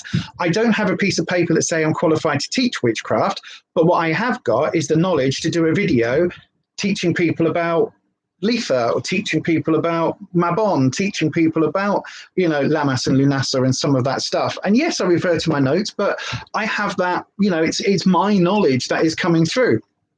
And that is the biggest thing that's taken me a long time. It's like with the makeup stuff, for some reason, that was very different. Like doing a video where it's like, this is how you do a dark smoky eye. I could do that because I was on stage for so many years. And because I was on stage for so many years, I had a lot of experience doing makeup. I wasn't a trained makeup artist, but I had that skills and that skill set. For some reason, it wasn't until I changed my channel around and put the beauty stuff on here and did the witchy stuff over there that I suddenly was like, actually, do you know what? I could be an authority on this. I could be somebody that, when I watch some of my videos back when I'm editing, and then after, like, I edit them, upload them, and then a couple of days later I'll watch them because I've got a fresh set of eyes. I kind of watch them from a viewpoint of, I didn't make this, I just found this video.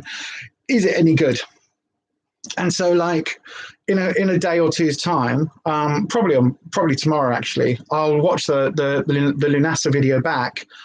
I've watched it like so many times at this point because I edited it for so many hours, but I'll watch it back after a couple of days distance, and hopefully I'll feel as positive about it as I did when I was editing it. Because looking back at like the Letha one, the summer solstice one, and looking back at, I think it was the Beltane one I did, I think it was, looking back at those, it's like, if I was somebody new to witchcraft and watching this for the first time, I think it was a pretty good video. I would actually really enjoy that. The same with the Slimming World videos on this channel. It's like, we know a lot about Slimming World, and yes, sometimes sin values change, and Rufus was putting, what was it, kidney beans in speed food and they're free food, and little things like that where, oh, that's changed, just tweak that. But we've got the knowledge, so we know that Slimming World works. We know how to cook Slimming World now, so I can do videos about Slimming World recipes because I've got that experience. And because of running this channel for 4 years now, with however many 100 videos we've done with all the various recipes and that on, I think we're like 300 videos or something. And like one of our videos has had 57,000 views. You know what I'm saying? So at that point, it basically says, I don't know everything. I'm never going to know everything, but I can put a recipe together and make a video showing you how to do it if you're interested. And that confidence is something I was lacking in my spirituality and in my witchcraft until recently with that change on the channel. And it's something that I really needed. I really did need to have that confidence and just that inner trust and faith in myself that I was saying earlier. I believe very firmly the universe puts us in the right place.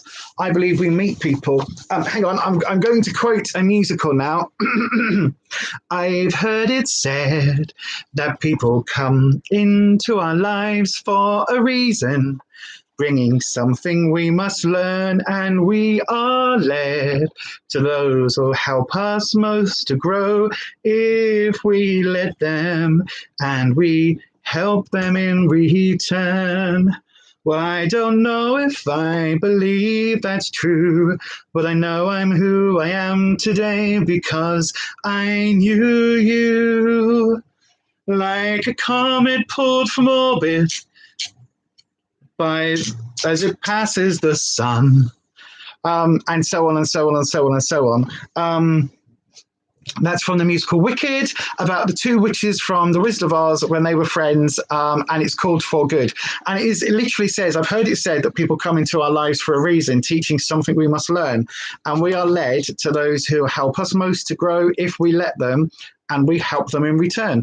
And I believe that so firmly. It's like, Renata, you've taught me so much about being you and about just amazing stuff. Like, you're an amazing human being. I mean, you're very Renata, and I love you for it. And I love how assured you are, and I love how confident you are. I love your like, you fight your corner, and you will absolutely like it, and you don't suffer falls, and you absolutely like, if something, it's that thing that Joan talks about, another friend of ours, who basically says if something isn't, you know, bringing you any good in your life, then it's time to just, you know, why are you carrying on with it? If you're in a crap relationship and it's taken all your energy, why are you carrying on with it? And you're very much like that, Renata. Like, I love that about you. I love the fact that if you're in a situation and you're like, nothing here is interesting to me, nothing here is any good, nothing here is giving me any spark of joy, I'm out of here. I love that. I love it so much. I really do. You've taught me a lot. But even like I've only met Kirsty in person once. You've taught me a shit ton. You really have taught me a shit ton. And like everybody, all of our spanners, like Ness has taught me, Neat has taught me, like there's so many of you, like each of you teach me little things, and each of you, like, you make such an impact in my life. Oh, look at me gushing. What the hell? I'm all emotional. What is going on? But no, it's true. Like, you all have taught me bits and pieces, and I value, and I am a crap friend, in all honesty, right? I don't know how to be a friend. It's not something I have a lot of experience at. So I don't know, like, how do you ring someone up and say, hiya, how are you doing? Do you fancy a chat? I just called up for a chat. How do you do that? Like, literally how? I don't mean like pick up the phone, put the number in, make sure you got the right number for that person. But I don't know how anybody does that, because I can't do that. I really struggle. I don't know how you basically go, oh, what are you doing in 2 weeks' time? Do you fancy going out for a coffee? How do you do that? Like, Kirsty will tell you, when we were talking about meeting up, and again, everybody, like, we met the week before, 2 weeks before we did the live. But like, we were like, yeah, we should do that. Yeah, we should. It took Kirsty saying, right, this week at this time, meeting you here. Because I'm like, yeah, we should definitely do that. It should do that. It should absolutely do that. Yes, we should do that. Yes, we should do that. That's what I don't know how to do that. I don't know how to do friendships. I don't know what, like, when is an appropriate time to say to someone, you know, I'm going to pop round for coffee. When is an appropriate time to say that? Like, when do you ring someone? How do you just ring someone up on the spur of the moment and just go, hiya, fancy a chat? How do you do that? There are so many times that I have been desperately lonely and desperately wanting to talk to someone and have people's numbers in my phone, but just cannot call them. Just can't. I don't know how to do that.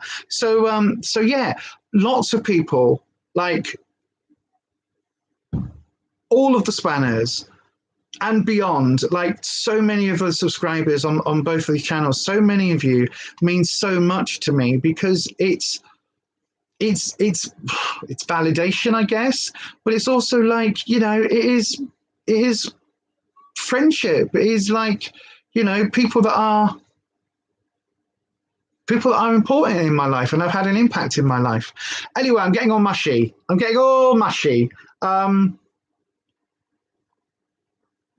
Kirsty says, but more importantly, having achieved what you have so far, you have now claimed that knowledge and are owning it, giving you the confidence to help others. Hopefully, what you give is what you get. Absolutely, I believe that firmly. I believe that's the ultimate karma.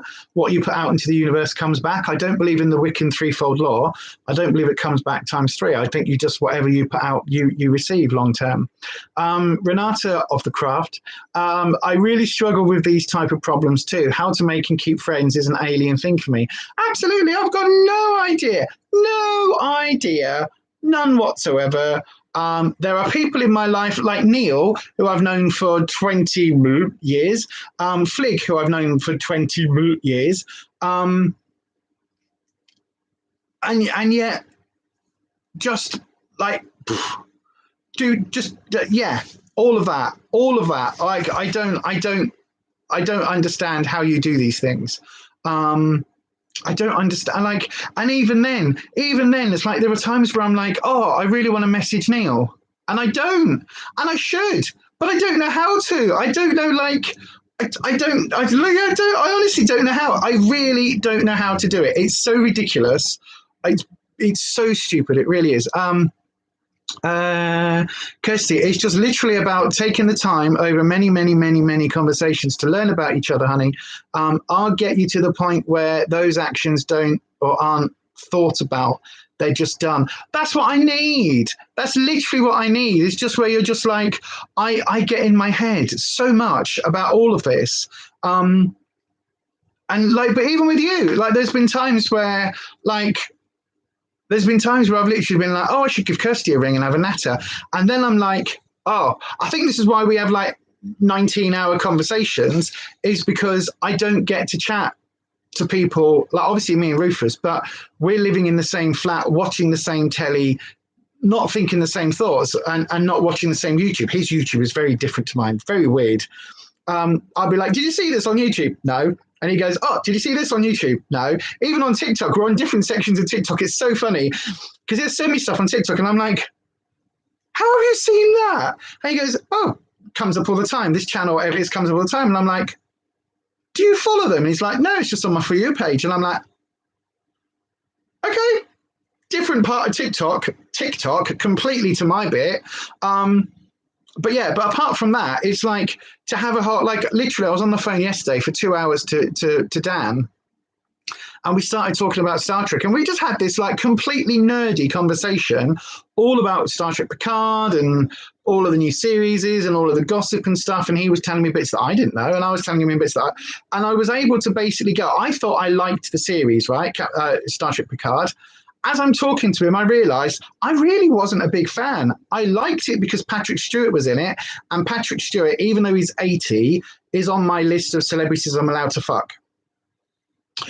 Rufus has Jennifer Saunders, and I have Patrick Stewart. So yeah, so if Jennifer Saunders knocks on the door and says, "Excuse me, Lisa, but like I really want to come and jump into bed with Rufus," I'll be like, "Okay then. Go on then, you're on his list." Like, we've got a list of one. And equally, if Patrick Stewart knocked on my door and was like, "Lisa, I demand," I don't know why I'm doing a George Takei voice, "Lisa, I want to take you to bed with me. Let's go and do it." I'll be like, "Yes, Sir Patrick, absolutely, Sir Patrick, absolutely, Sir Patrick, yes, Sir Patrick, yes, Sir Patrick, yes, do that, yes." But the actual series was shit. It was so bad. And it wasn't until the conversation last night that dawned on me, because I was like, I really didn't enjoy it. And, well, you know, when you're talking and you're like, oh, and this bit was really bad and that bit was really bad. And then this made no sense. And that doesn't make any sense either. And then this whole thing was completely bullshit. And then that didn't work. And I don't understand why they did that. And all of a sudden I was like, oh, I didn't like it. That's interesting, but it took that conversation with Flig for me to actually work that out. So yeah, bonkers. Oh, the chat. What's happening with the chat? Kelly, I totally get where you're coming from, Lisa. Oh, okie dokie. I'm just seeing Anita's comment. Yes, I'm going to bed with Sir Patrick Stewart, and Rufus is going to bed with Jennifer Saunders. Renata of the Craft, one of the issues I had with transmission was that I found most of the group members cutting me very difficult. Cutting you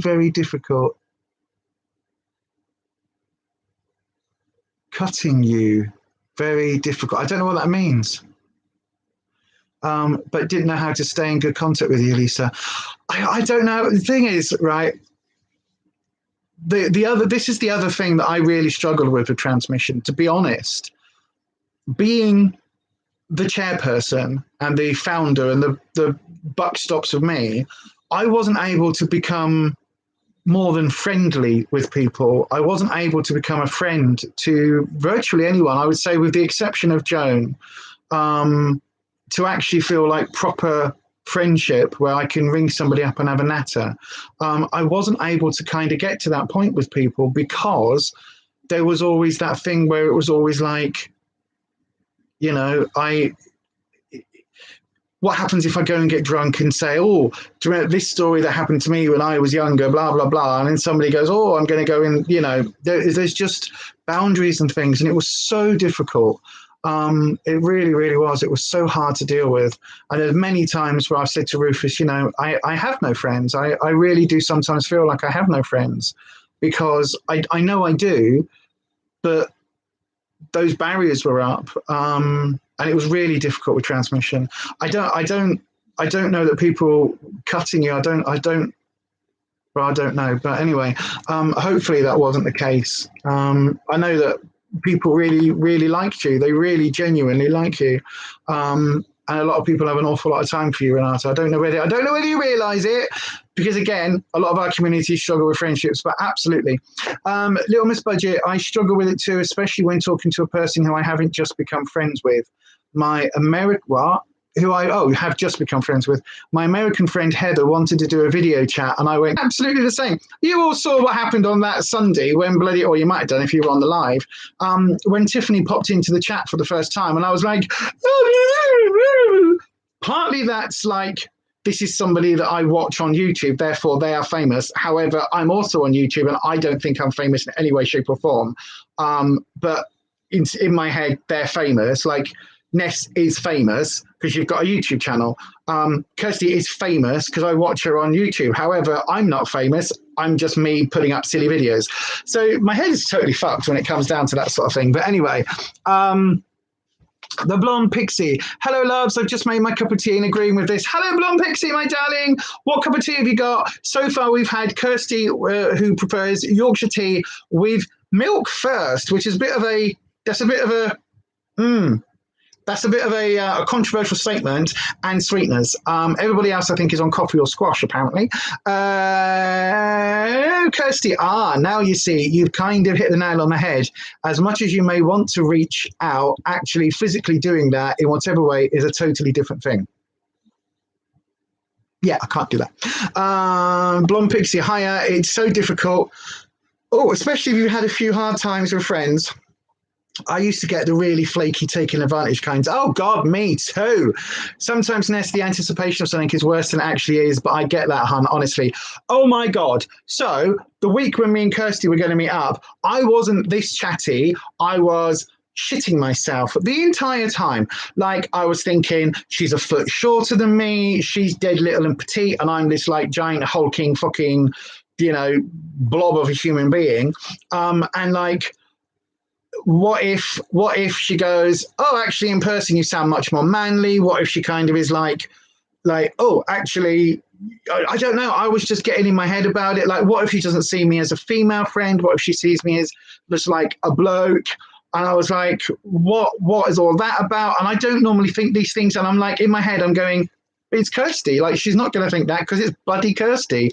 You know her. But then I'm like, oh, but I don't know her because we've not met face to face. Or what if it turns out like she's actually like, she can't handle you being you, and is like, ooh. So that was a whole head fuck. And then I was like, the whole time I was just like, oh, I'm now with somebody. It's like when I go when I go shopping with Rufus, because he's shorter than me, I feel like I stand out. So I feel when we're together, he looks even shorter than he is. He's 5'8", so he's not short, but I look even taller than I am at 6'2". I look like I'm, 6'9". So because of the height comparison. And with Kirsty, it was the same thing. I was like, I'm watching the video of us in Costa.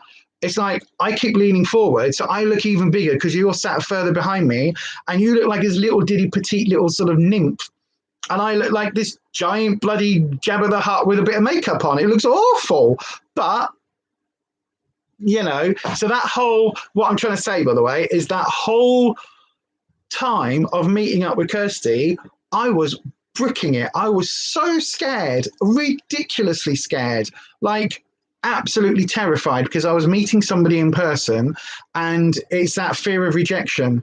And I knew that wouldn't happen logically, realistically, but that fear, that anxiety was still very real. And the only way I managed to meet Kirsty in the end was by doing, and I didn't sleep that whole night. I was up all night worrying, but was to go into some serious mindfulness and serious controlled anxiety sort of moves. So yeah, absolutely. Anita, you've had several of those type of friends. Yeah, absolutely. We all had, Nate. Like I had somebody from the group who I considered a friend, such a close friend. She had a spare key. She dog sat for us. She ended up, flipping her lid, and we ended up getting death threats from her, like serious death threats. We have a thing on the letterbox to stop fireworks going through our letterbox, or, poisoned bones for the dog, or all of that. So yeah, like all of that, it was bonkers. It was absolutely bonkers. And it was, police were involved. It was a nightmare. It was an absolute nightmare. But it's somebody I trusted. I also had a friend who, when they were in need, I let them move in with me rent free. I basically paid for a lot of their, their food. They didn't contribute anything really to electric, maybe £5 every other week or something to the bills. And that person ended up absolutely walking all over me. It was somebody I worked very closely with, and they ended up walking all over me and basically treating me like shit because I called them out on some transphobia.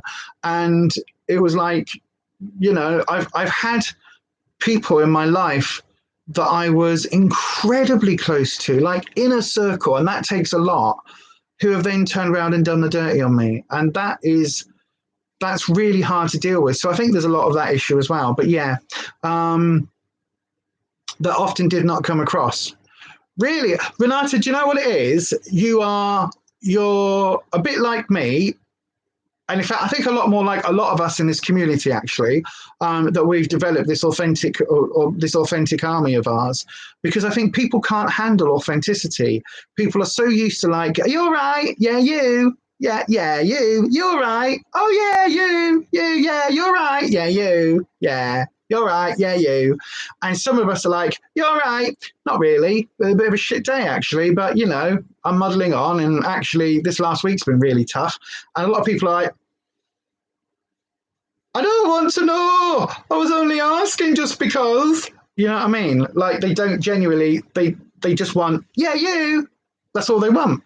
But you are like me, you're a bit Marmite. Like you're one of those people that like they either get you or they don't. And I think culturally you are very German.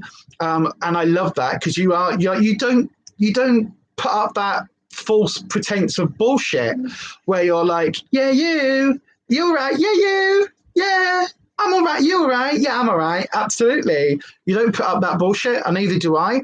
And people like us, like we don't, generally speaking, have a lot of friends because the people that we allow as friends and the people that get to know us are actually 100% genuine.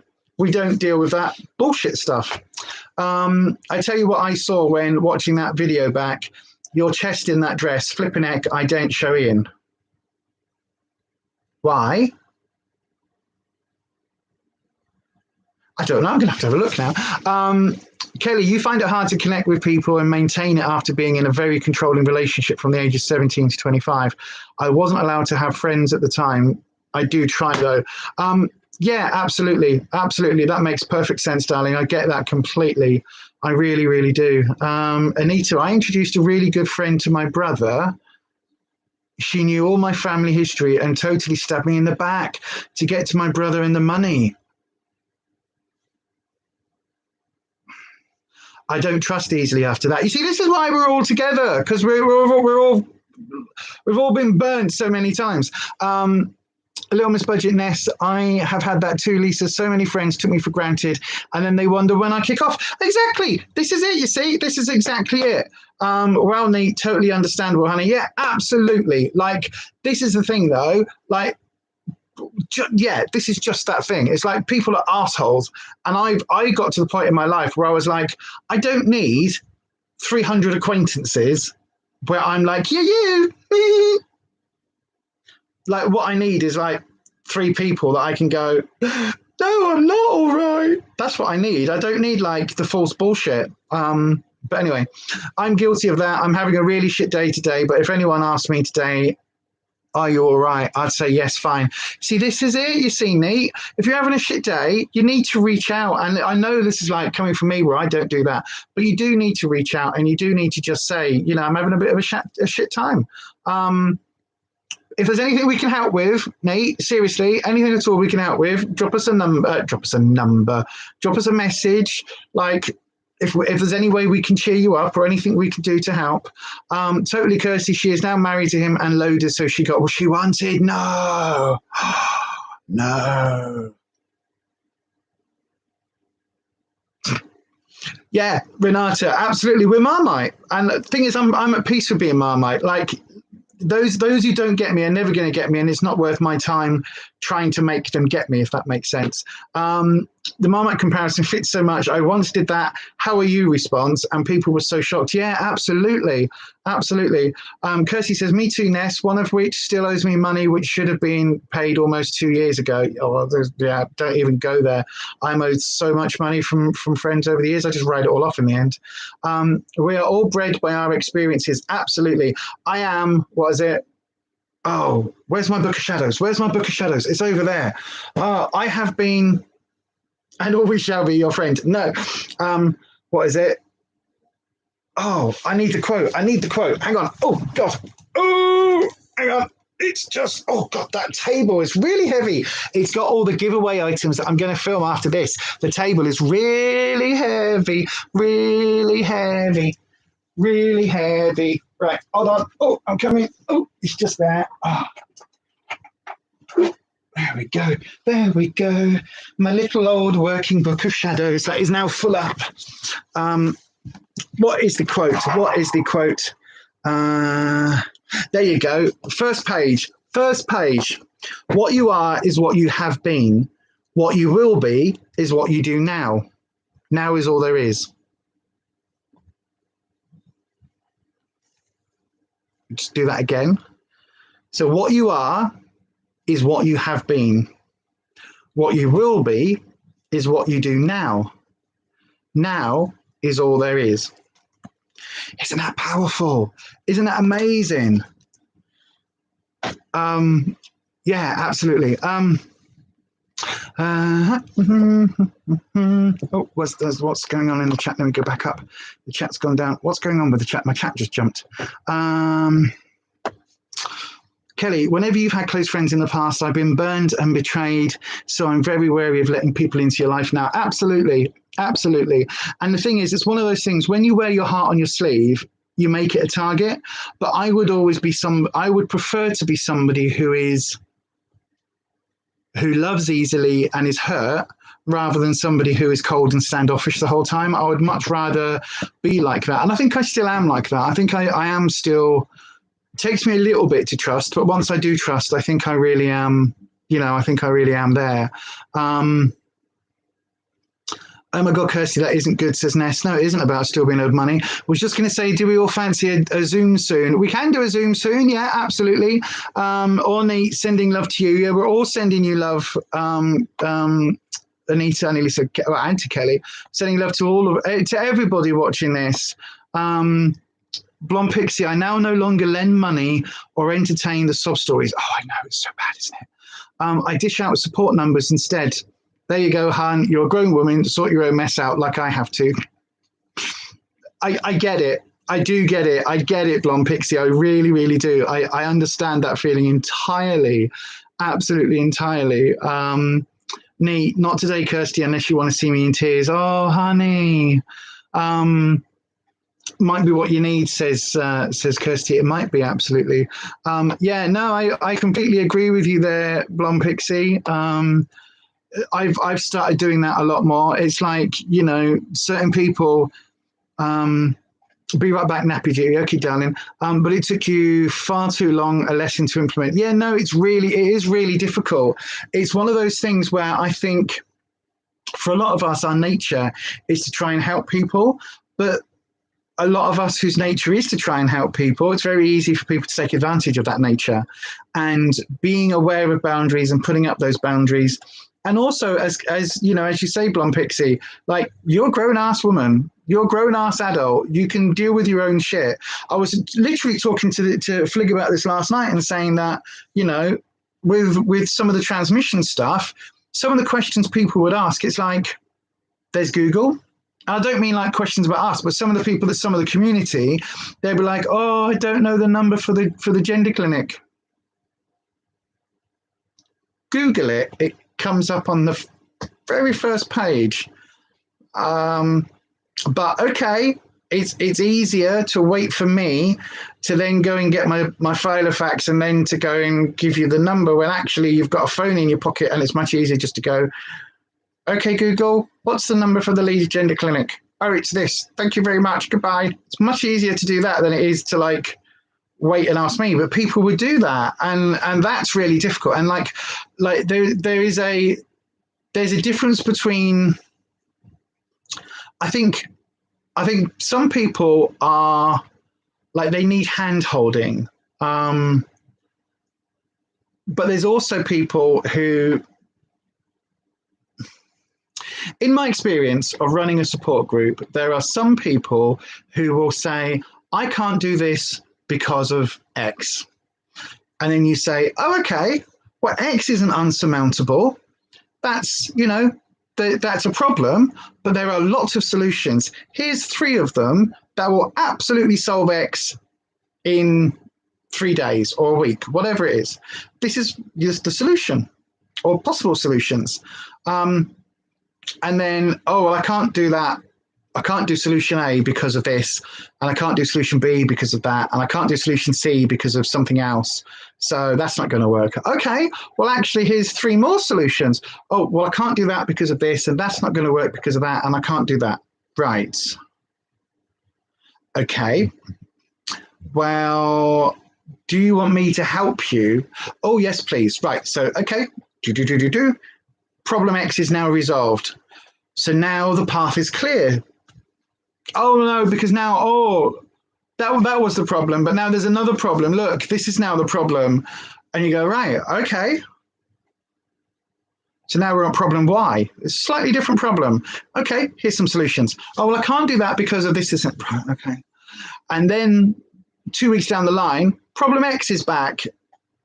And then you just end up being like, you've literally told me the same thing, that you are desperate for help and you desperately want to do this, but you can't do that because of this, even though because of this problem, it's really nothing. It's really not a problem.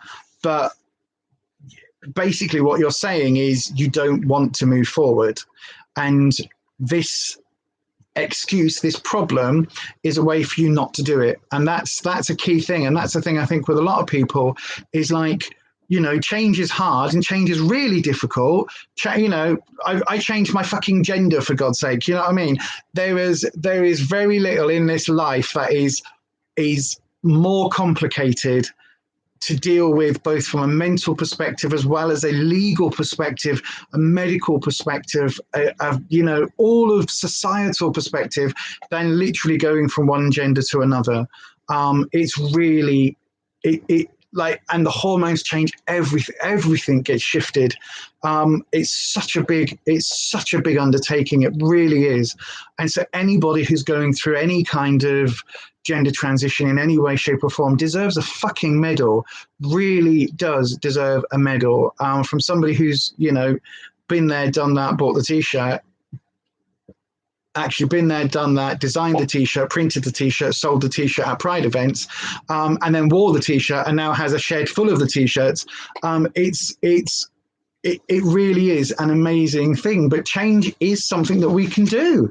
Change is something we can all do. We can all make a decision right now that what we do, what we will be is what we do now.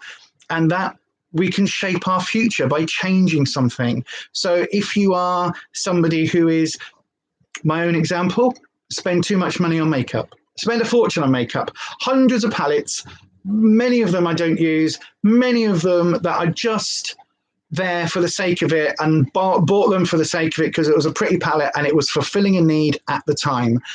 Made a whole YouTube channel which enabled me to buy a shit ton of palettes. Then January, don't want to do that anymore. don't want to do that anymore. And as I say, since January, I bought some Fenty products, and I bought a £20 order from a company, a newish company that I'm going to be reviewing, and I made a change. And yeah, still look at, I've got on Beauty Bay, I've got trolleys with palettes in right now.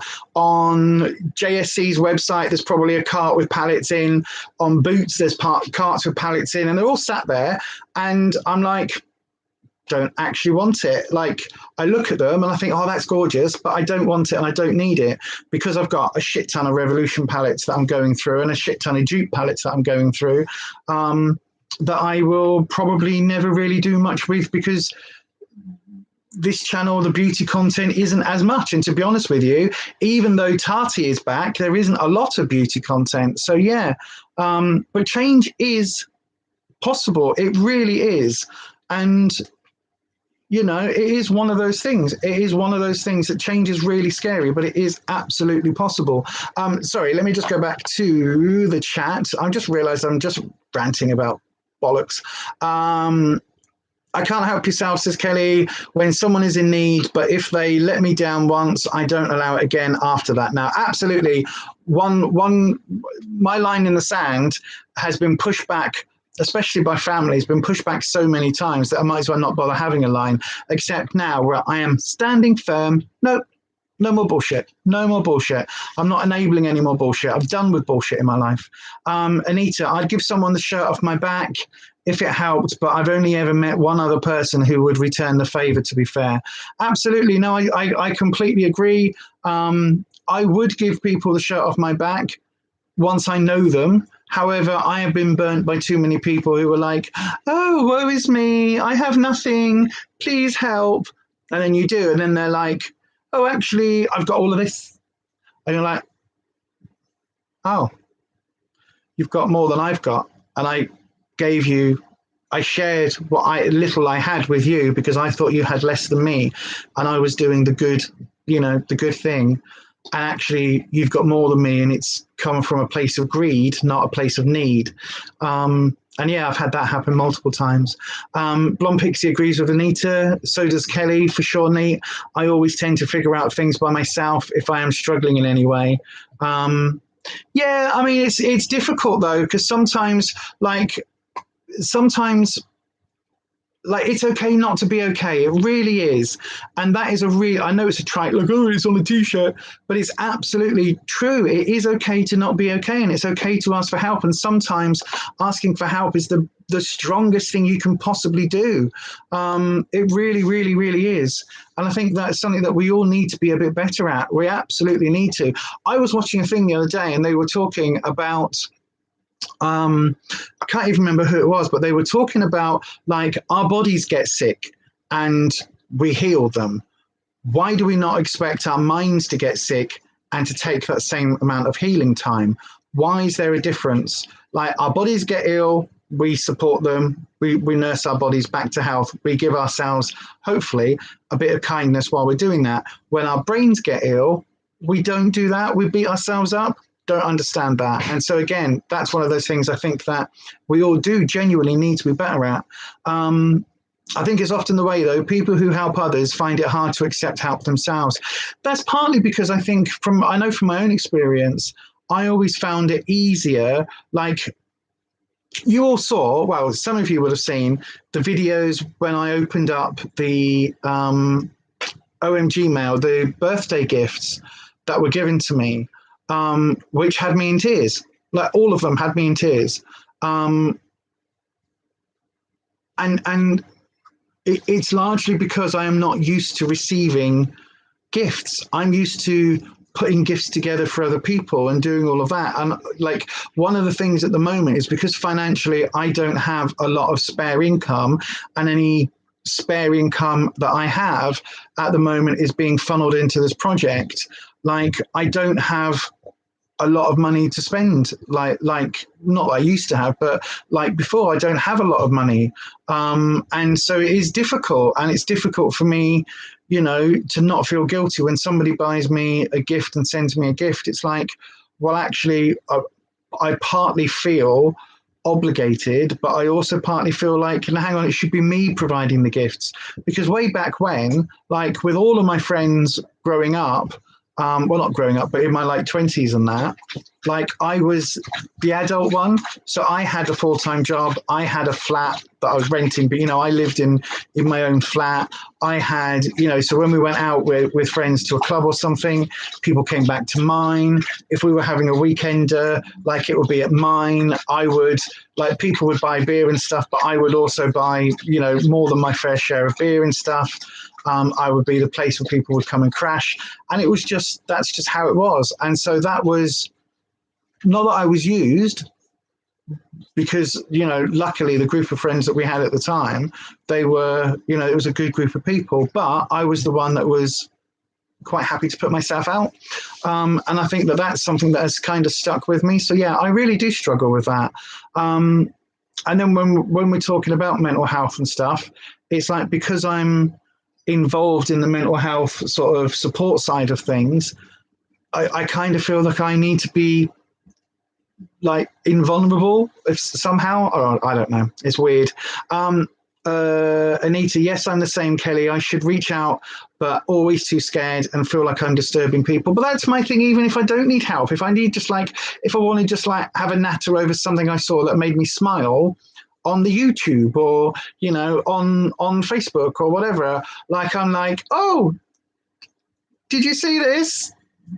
And then I'm like, oh, okay, let's not bother. And I end up not contacting people. But yeah, if you need, like, I hope you know how much, again, a bit like with Renata, I don't think you probably do know how much, like, people care about you and how much time, people have for you. And I think, again, like, you are somebody who, like me, like the rest of us on here, is a little bit Marmite. And I think that sometimes those of us that are a bit Marmite, we struggle with that pleasantry, niceness, falseness. And I think sometimes that can be really difficult. And I think if you're reaching out to the wrong types of people for support, then absolutely they won't be there to give it back. And then it will feel like you're disturbing people. But hopefully you'll realize that, if you do, hopefully, if you ever need me at 3 o'clock in the morning, 10 a.m., 5 past midnight, whatever time of day or night, if you're really struggling, give me a ring. Like, I might be like, oh, I'm asleep, but hang on, what? Who's ringing me? But the minute my phone goes off, it's like some people, the minute my phone goes off, it's like, oh. But for the majority of people that I am quite close to, when my phone goes off, I'll answer it, and then it's like, you're right, okay, you need to talk, that's fine, hang on, let me go in the other room and we'll have a natter. Like, absolutely. And I think a lot of people will feel like that, Neat. And, to a lot of the other people watching this as well. Like, if you've got my contact information, if you're on my Instagram and all of that, and you need support, like, fucking give me a bell. Obviously, if that is like, if everybody does it 24/7, I end up being like a 24/7 support line, that's going to be an issue. But genuinely speaking, like, it is very different. And it is like, if you genuinely, as a friend, if you need some support, reach out. That's kind of why people are in our lives, isn't it? Even though I know that if I was in that position, I wouldn't be able to ring anyone. I just wouldn't. Like, I would sit and struggle and hold on by the skin of my teeth and my fingernails, hold on to my sanity. I would absolutely do that rather than ringing people. But that's just because I'm stupid. You're the same. You feel like you're bothering people, says Ness. I know. We're stupid, aren't we? We are all, we're not stupid. What we are is the sum experience of bad experiences. We are, we are all of our experiences that have happened to us that have made us jaded. That's what we are. But do you know what? Genuinely, I know full well, right? Every single person watching this, this is the test. This is the test, right? If I rang you, I don't have all your numbers, but if I rang you at 2 a.m., even if it was a morning when you had to get up for a school run or a meeting or go to work, I rang you at 2 a.m. saying,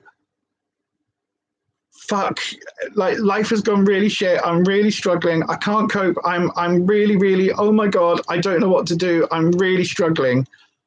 What would your response be? Would it be, hang on, would it be, would you go, oh, really? Sorry, Lisa, it's like 2:00 in the morning. I've got to get up. I've got to get up for work. Sorry, can you give me a call back tomorrow evening? Would you do that? Or would you go, hang on a sec, hang on. No, it's all right. It's Lisa. Yeah, I'm just going to go downstairs. I'll take it downstairs. Hang on. All right, yeah. Right, hang on, love. Let me put the kettle on. I'll put a brew on. Right, go on. What's up? What would you do?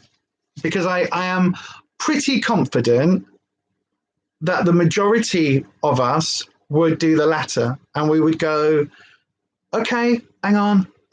Let me just like, let me have a quick wee. Don't go anywhere. I'm just going to take you with me to the loo. Right, hang on. Let me go downstairs. Let me put my dressing gown on. Right, what is it? What's going on? Like, calm down. We'd all do that.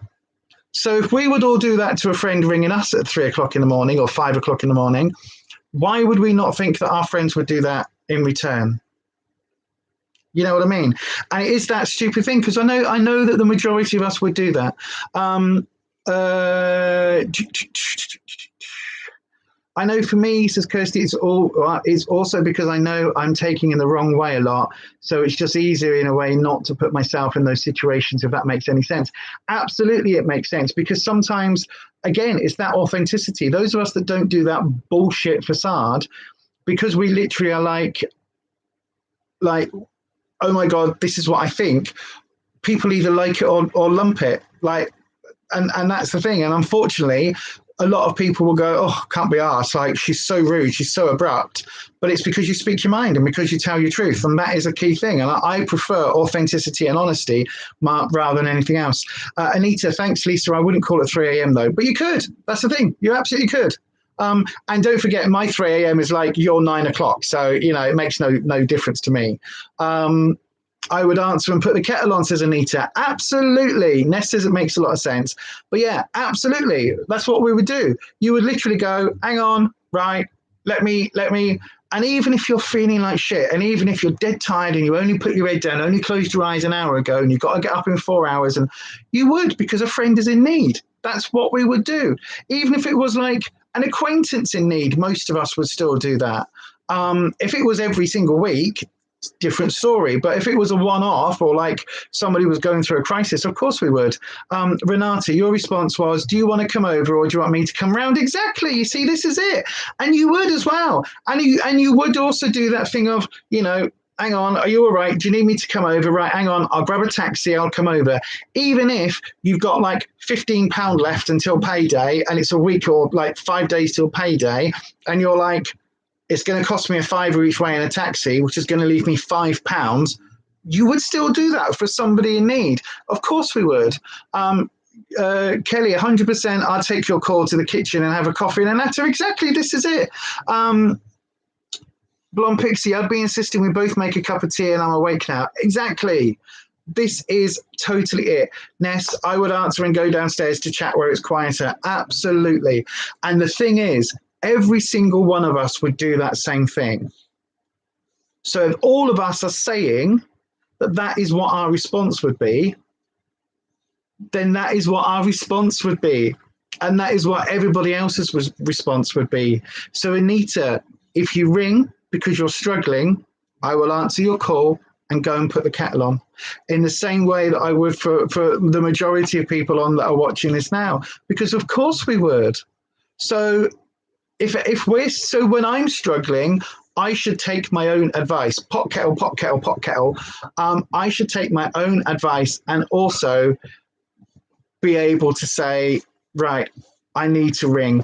But in my head, say if I wanted to ring Kirsty, in my head it would be like, oh, but she's got the kids and probably, you know, she's doing dinner for Ian and the boys. And then what if, you know, there's a crisis with a nappy?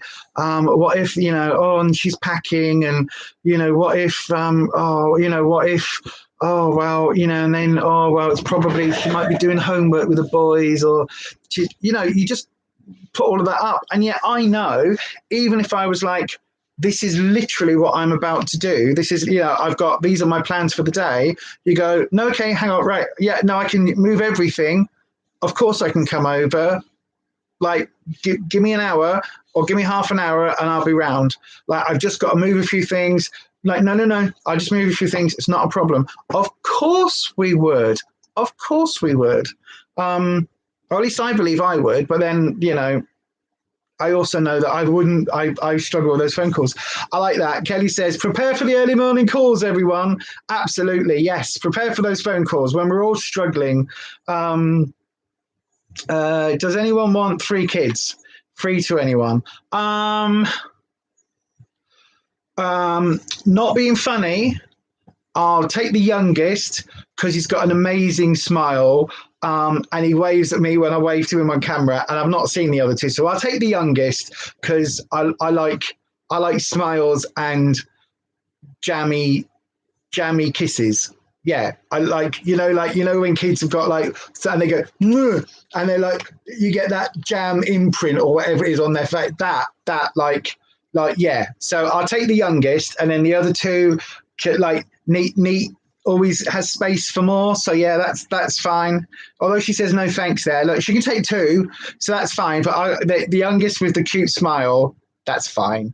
Blonde Pixie, yes. Kirsty, yes, I'll happily entertain and wear them out. I've just got the one. I think she means on a more regular, a more permanent basis, Blonde Pixie. I think it's but no.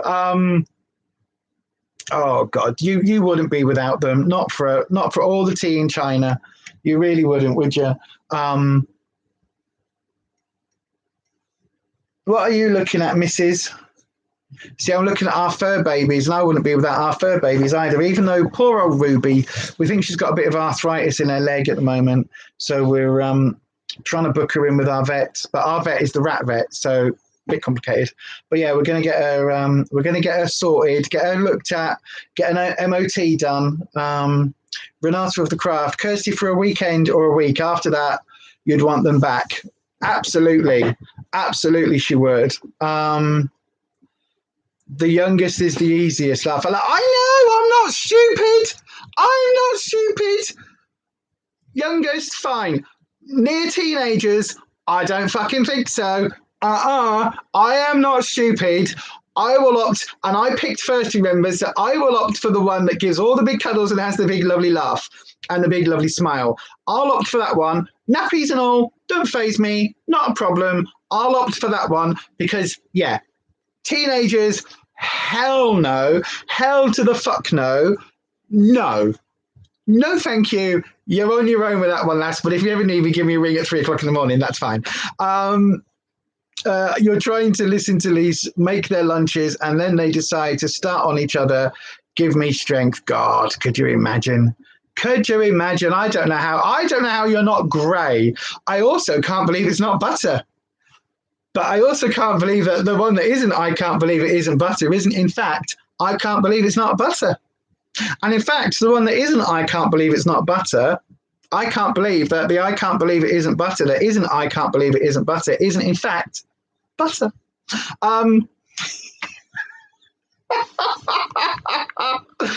Oh, shit, bollocks.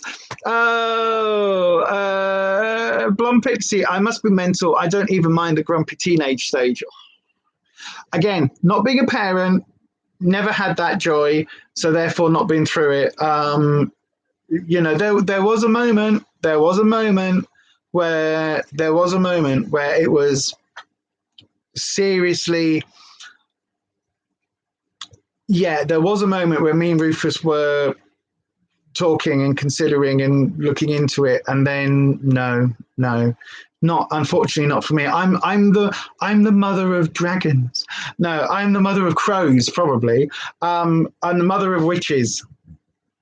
There we go. That's my role. That's my motherhood role. Your 5-year-old already acts like a teenager. God help me when she actually hits the puberty stage. Oh my God. No, I cannot. like, I know what it was like when I went through puberty, and then when my sister, who's 3.5 years younger than me, when she went through puberty. So I know how hard that was for our parents, like, let alone dealing with a world with social media and all of the, like, the problems with all of the internet and all of the problems with that, and just in the general climate we live in. Absolutely no way. I do not envy you. Well, no, I do envy you, because I would love to have been a parent, but I really would. I really would. In all honesty, I really would. And we looked at fostering and all sorts of stuff. So unfortunately, not for us. Just not my path.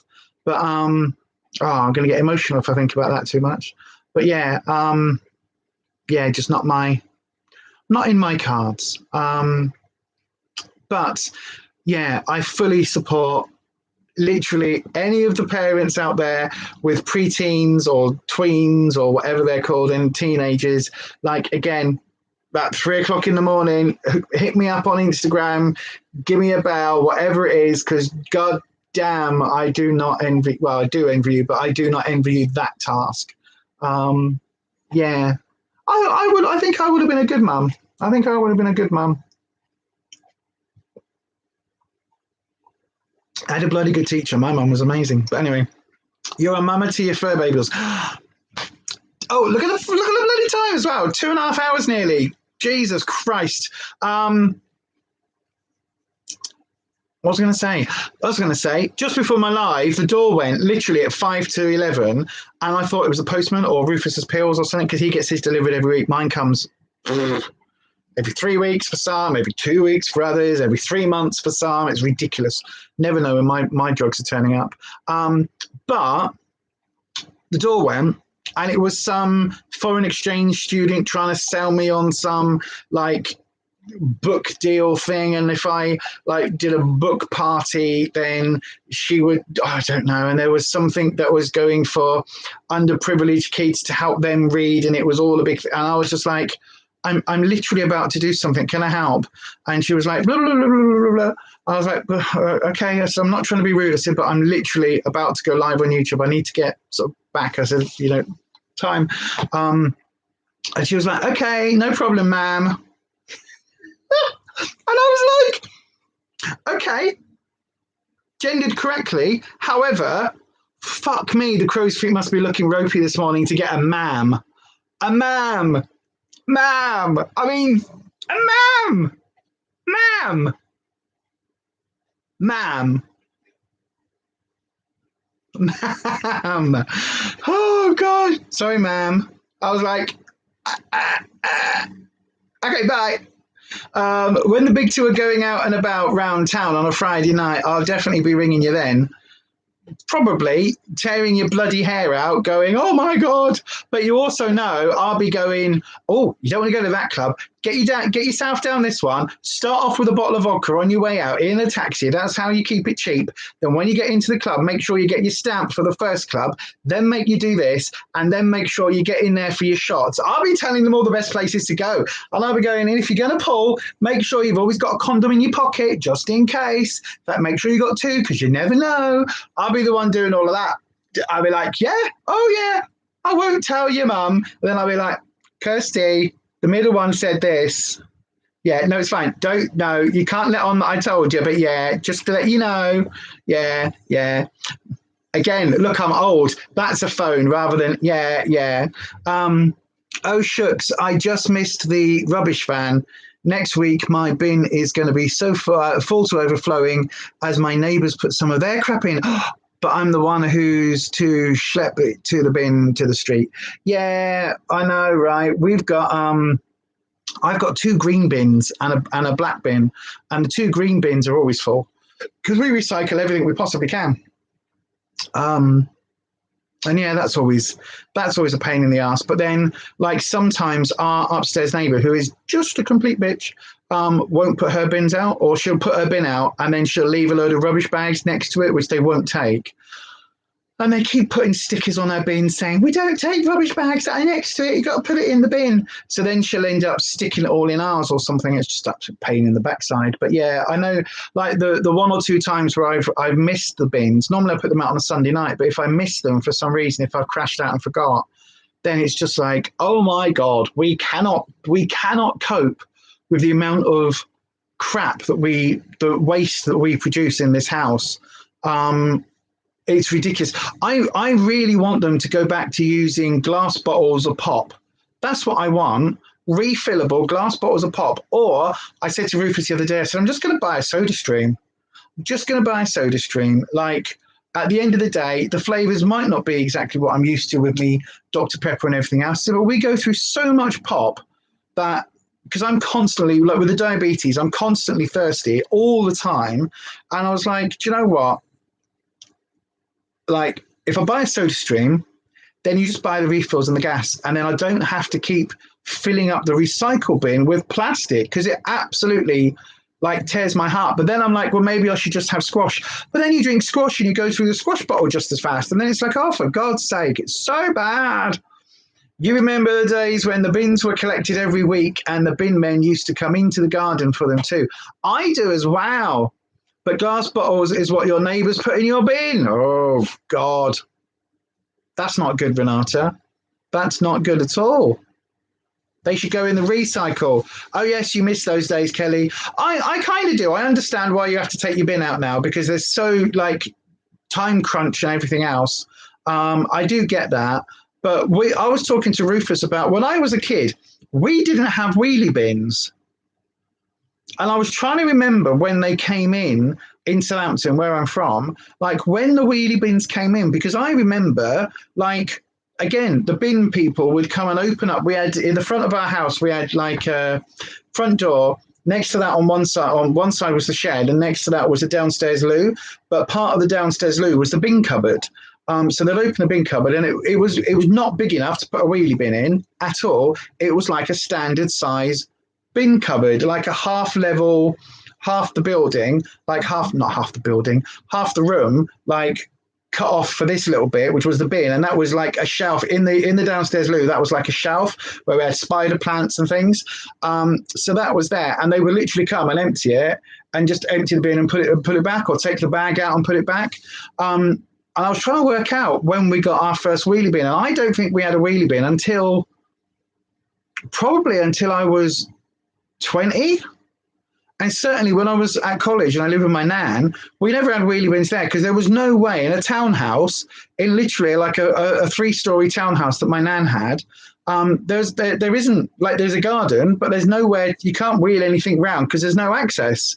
It's a like a Edwardian townhouse, so there's no way of doing that.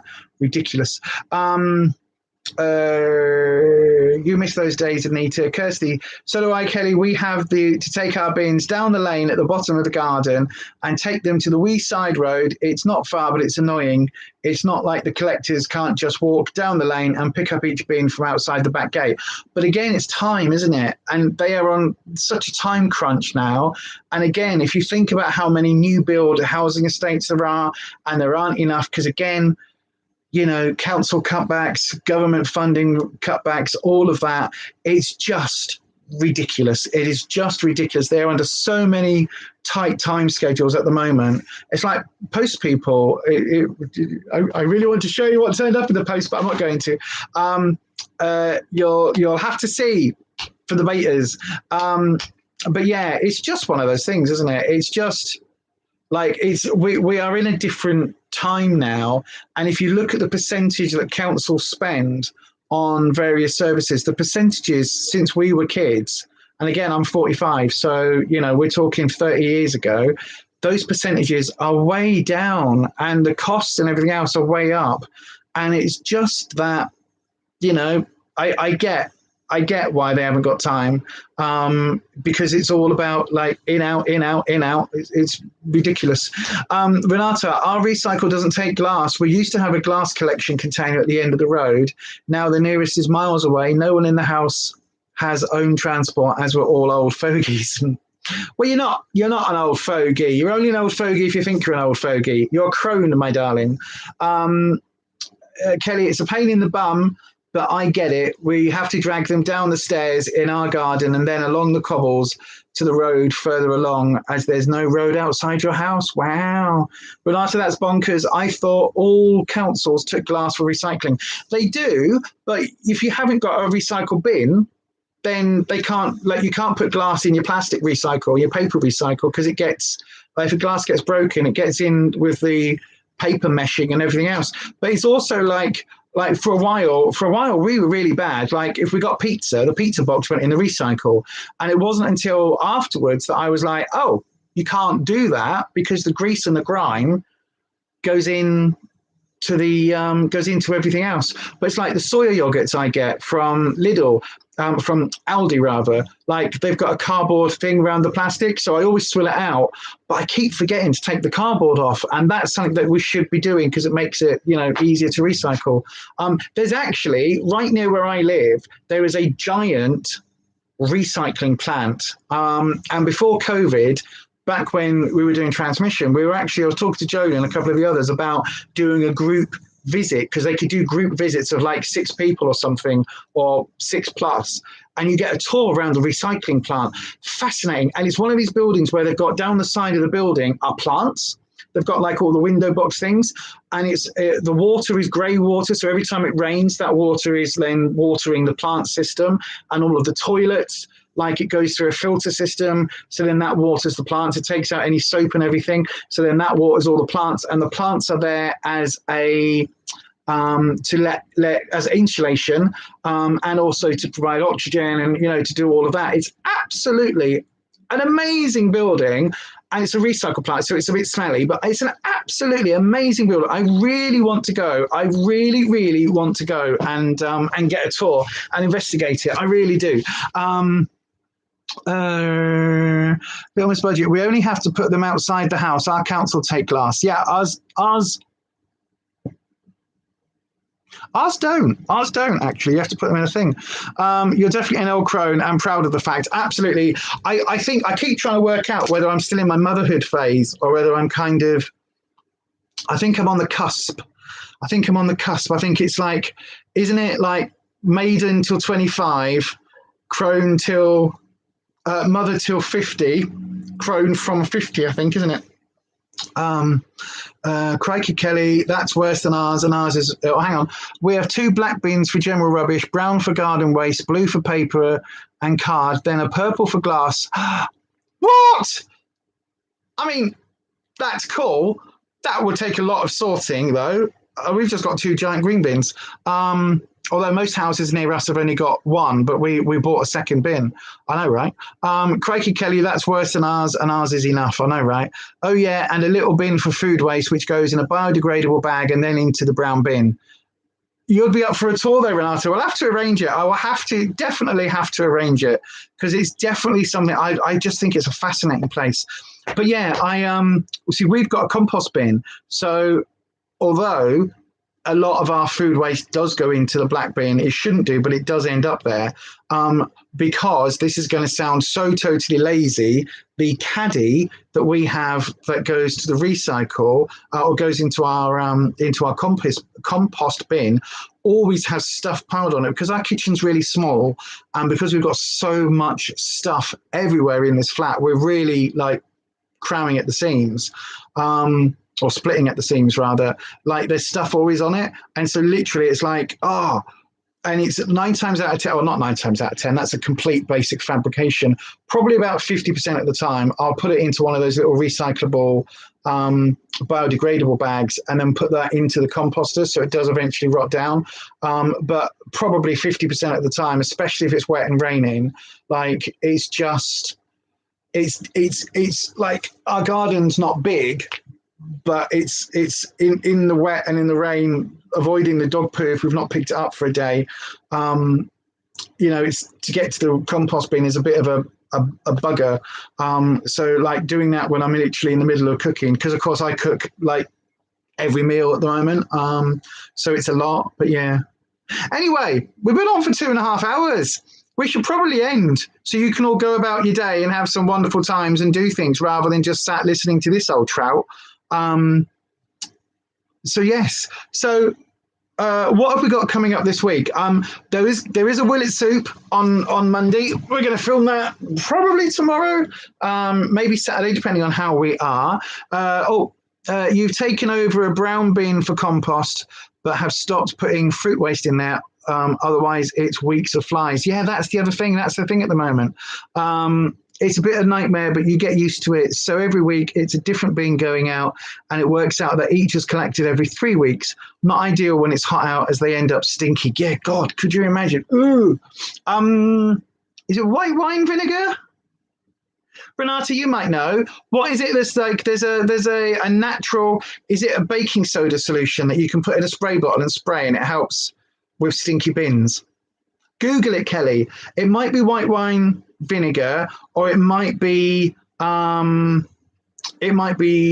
baking powder solution. I know if you put baking powder in a little tub in the fridge, it can do that. If you class yourself as an old trout, you're a crone. I don't mind being a crone. I've got to say, in the video for the thumbnail, in the picture for the thumbnail that I took with for this very video you're watching now, this live stream rather, in the thumbnail picture, I did notice the number of sort of grey hairs.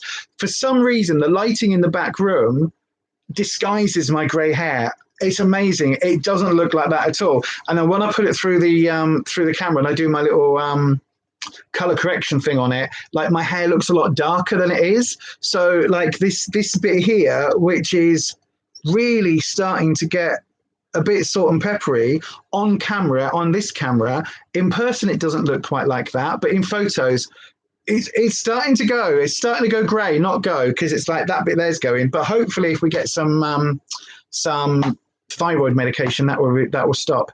Anyway, you'll have to look into that, Lisa. Thanks. It's normally okay, but with this weather, we've been having it it's pretty gross. You can also get some wheelie bin stickers. Sounds ridiculous. It's a bit like the car air freshener things that you put in the car, you know, the ones with like the double-sided tape. You can get those that you put in that have a citronella like solution thing in it. It's a bit like, you know, like the old-fashioned block air fresheners. It's like one of those, but it's got a sticky pad and you stick it in the lid, and basically that with the citronella should stop the flies from kind of being drawn to it. And it does something as well, like the smell of the bin shouldn't be quite as bad because the citronella disguises it. I think that's the science. I don't really know. But yeah, I get what you say completely. It's like with the dogs. No matter what we do, they will have a whittle out in the front. Like we send them around the back, but you can guarantee they'll walk around the back and then come back, and then just where our bins are, they'll have a little whittle there. And so unless we're hosing it down every day, which to be honest, we haven't done because, you know, I'm dead half the time. It ends up just like you get flies, and it doesn't smell of wee. It's just because there's flies. That's a pain in the bum as well. Boiling water and sea salt is also good, Kel. Use the salt to scrub with a yard brush, then swill and rinse and leave to dry in the sunshine. Yeah, that works. But if you want something like while the bin bags are in the bin, then yeah, have a look for the stick-on citronella air freshener things. At least I don't have nappies going in there anymore, or it would be a million times worse. Absolutely. Well, this is the problem we've had with upstairs, is that she'll put nappies in a bag on top of the bin, like literally on top, but then the lid is open, and then all the cats and the foxes get into it, and then there's nappies strewn everywhere and shit everywhere. Ridiculous. Renata, you need your salt for circles and such. Absolutely. I know, right? Look at my lovely knee, bony knee. I've just bought a whole bunch of Himalayan pink salt for a thing, and I've got some amazing sea salt flakes that I've got a big tub of, and I absolutely, like a giant big tub, I absolutely love them. But I don't use any of it in cooking. I just use like table salt in cooking. Well, a bit of sea salt sometimes, but not that sea salt. We've got different sea salts. Anyway, I should wrap up because we're getting on for 3 hours. I feel like we've only just started nattering. Obviously, this coffee is good rocket fuel, talking rocket fuel. Again, by the way, if you want some, It's got a £5 off. The code is in the what's it, and yeah, in the description box. It's really good coffee though. It is really good coffee. So yeah, if you want some, there's a discount code. Use it or don't, whatever. If you want it, you get £5 off. I think I get £5 off or £4 off or something. So if you want to use it, use it. If not, still check them out. They're great. Love packed. Love that coffee. What else was I going to say? Yeah, so we're filming a Willet soup either tomorrow or Saturday. We're looking at another recipe as well, but at the moment we tend to just eat our burrito mix. It's a bit ridiculous. But we will be doing some recipe this week as well. But that'll obviously go up next week. And the giveaway videos are going to be, right. This is the longest Thursday. I think it's the longest Thursday I've ever done. Is it instant or do you need to use a percolator? You can use a percolator, but you can also get a drip thing. It's called a V60, and it's basically just like a plastic funnel on a thing that you sit on top of the cups, and you put your coffee filter paper in and just put your coffee in. Amazing! Amazing! It's amazing! And you can get on Amazon, you can get like a metal one, so you don't need the coffee filters. Then you just put your coffee straight into the metal thing, and then it drips through. That's quite good as well. Quite like that one. But I've got lots of the filter coffee, because the filter coffee you can put in your composter, and you can also put into like around your plants. You can put on the top to help get rid of Smurfs, snails and slugs, but you can also use it in compost as well. It can help with the stuff. So yeah, it's just so good. It's just so good. I love it. Oh yeah, and earlier on, by the way, Kirsty did say it's 9 months or so that I've been getting this this subscription to this, and I love it. I really genuinely love it, and I love the fact that I've just changed it from being every 4 weeks to every 3 because I was drinking quite a lot of it. But yes, what was I going to say? There was something else I was going to say. Yes. So the giveaway video, this is what I wanted to ask. So those of you that are left, if anybody's still here on the replay, like, hello, thank you so much for watching. If you are here on the replay, put a coffee emoji, the little cup with a coffee, put that in the chat. That would be amazing, just to say that you're still here. Thank you very much for that. But what I was going to say is the giveaway is going to be 3 giveaways, right? One with witchy stuff.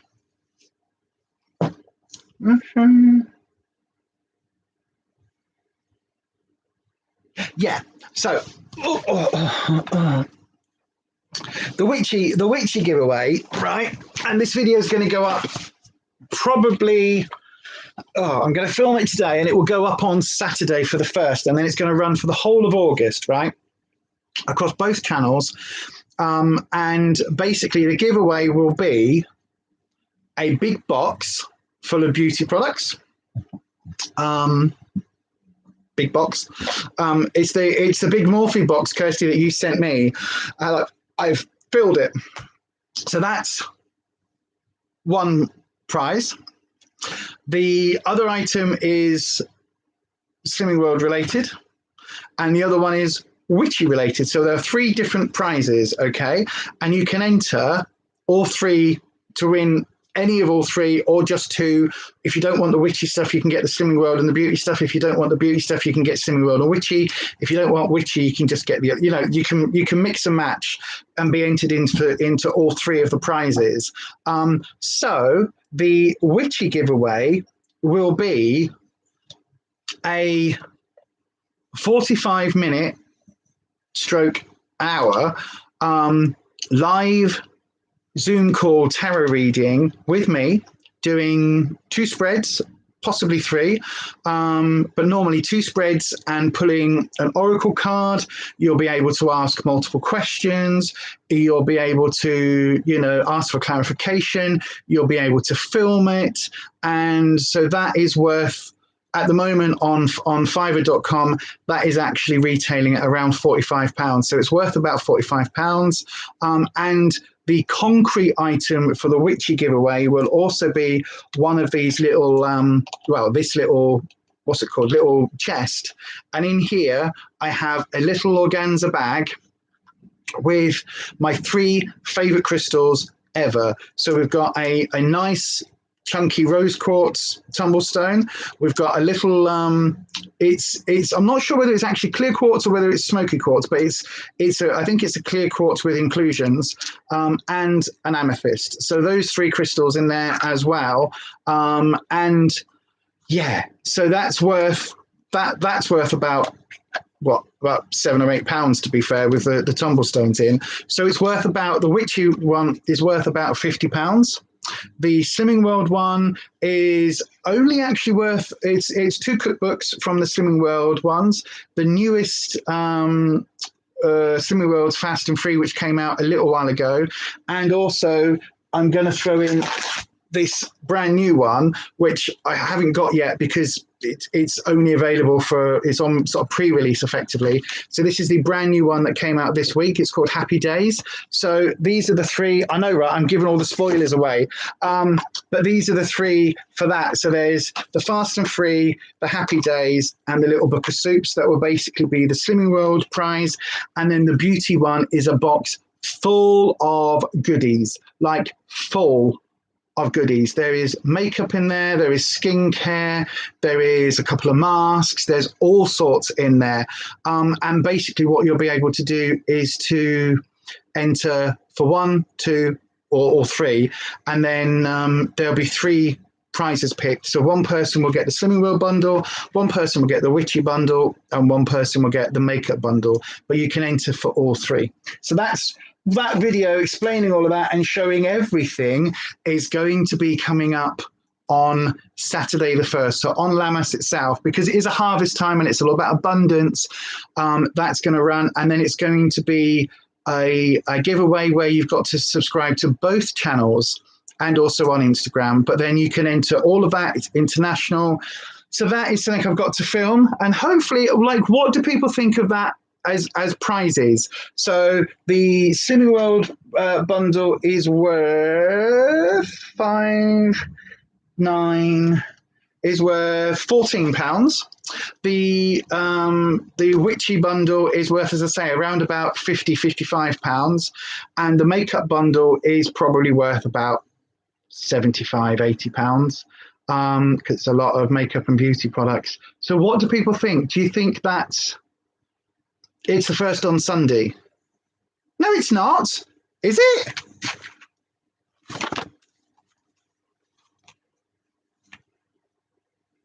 Is it? Why did I think Saturday was Lammas? Oh shit, it is. Okay, video's going up on Sunday then. ADD brain, I know, right, Anita? But how did I get that wrong? Oh, I guess because it was Mum's is on the 24th, so it would be the 31st. Yeah, okay, that's probably why. How weird. How strange.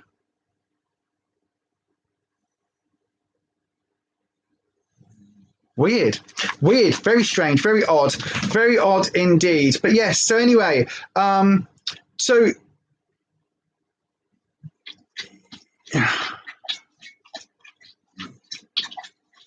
hang on. Oh, sorry. I've got a counselling session in 8 minutes. I've just realised. I forgot. Well, I didn't forget. I'm not the one doing the counselling, but I'm getting counselling because it helps. Therapy is a good thing. But anyway, right, I'm going to wrap up. So is that, do we think that makes sense as a giveaway, doing the 3 separate bundles? I just thought it was fairer that way, rather than, I mean, it's going to cost me a lot more money in postage, but I just thought it was better rather than doing, like, you might not be interested in Slimming World. You might be like a size 6, and then you're like, what am I going to do with these Slimming World books? Or like, you might not be interested in the witchcrafty stuff, or you might be like, I don't use makeup, so I don't want any of that. So I thought that way you get to kind of pick and choose without picking and choosing. So yeah, you think it makes sense. People seem to think it makes sense. I was only a day out. I know, right? I mean, I still can't believe it's not butter. In fact, anyway, I'm going to go. I didn't even realise the time, like properly realise the time. It doesn't feel like we've chatted for this long, but thank you so much, everybody, for joining. I've had a really lovely morning, actually. I've really enjoyed today. It's been really, really lovely.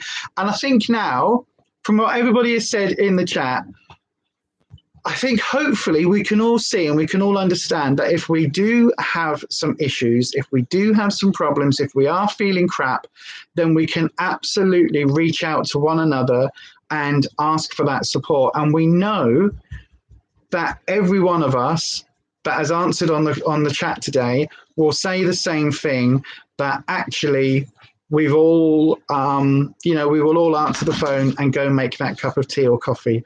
So absolutely, if any of you are needing it, reach out to one another, reach out to myself, reach out to all of us.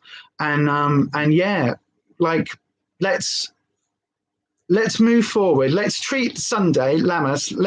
It's a day for reaping what we sow. Okay. That is a really key thing about the harvest. It really is about reaping what we sow. So hopefully we can all put good stuff out into the universe, and then when we need it, a bit like that healing brooch, when we need it, that good energy will come back to us. But yeah, well, thank you everybody for joining. This has been the longest stream ever, even though it doesn't feel like it, but it's been amazing. Thank you so much to everybody for joining. I will let you all know what happens next week with Slimming World, see whether I lose another 10.5 pounds. If I do, it'll be a bloody miracle. But that would put me over my Stone Award, so I would absolutely be on Rufus's heels then. I don't think it's going to happen. I think I'll probably come in with £3 on or something ridiculous. But anyway, thank you so much for joining. Thank you so much, everybody. I have had a really wonderful morning. And yeah, hopefully you've all enjoyed the chat. Thank you for joining for so long. And whatever you're doing for the rest of the day, the rest of the week, hopefully you have a really lovely time. Don't forget, we'll see you tomorrow evening over on Making It Up, Kirsty's channel, 8 p.m. UK time for a Friday night natter. As we always say, it's like meeting your mates down the pub, except you bring your own libation, and we're all in our own homes. But we all get together over there for that. And then back over on Beyond Authentic, the I is a 1 for Sunday evening for a Self-Care Sunday and Tarot Hour, where you can have a free 3-card tarot reading with this lovely, wonderful deck, or the Rider-Waite deck, or whatever it is that you're wanting. And we do a bit of skincare, we do a bit of self-care, and we do a bit of tarot. So if that sounds like something you'll be interested in, make sure you come and check that out. If you haven't already, please hit the thumbs up button on your way out. And if you're here in the chat and you haven't yet subscribed, or rather if you're here on the replay crew and you haven't yet subscribed, please do that. Hit the subscribe button, hit the bell icon, change your notifications to all so that YouTube notifies you each and every time I upload a video. Oh my God. Right. See, my outro is almost as long as the live stream. I can't believe this has been 3 hours. What the hell? Anyway, love you all. I'm going now. I've got a Zoom meeting in 4 minutes. I need a wee. Take care, everybody. We'll see you very, very soon. Awkward wave. Awkward wave. Thank you for joining. Awkward wave. Oh, no, YouTube's still doing the wave. I've pressed the button twice and nothing's coming up. There we go.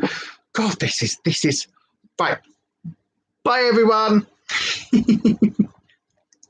I pressed it. I can't keep waving. Come on.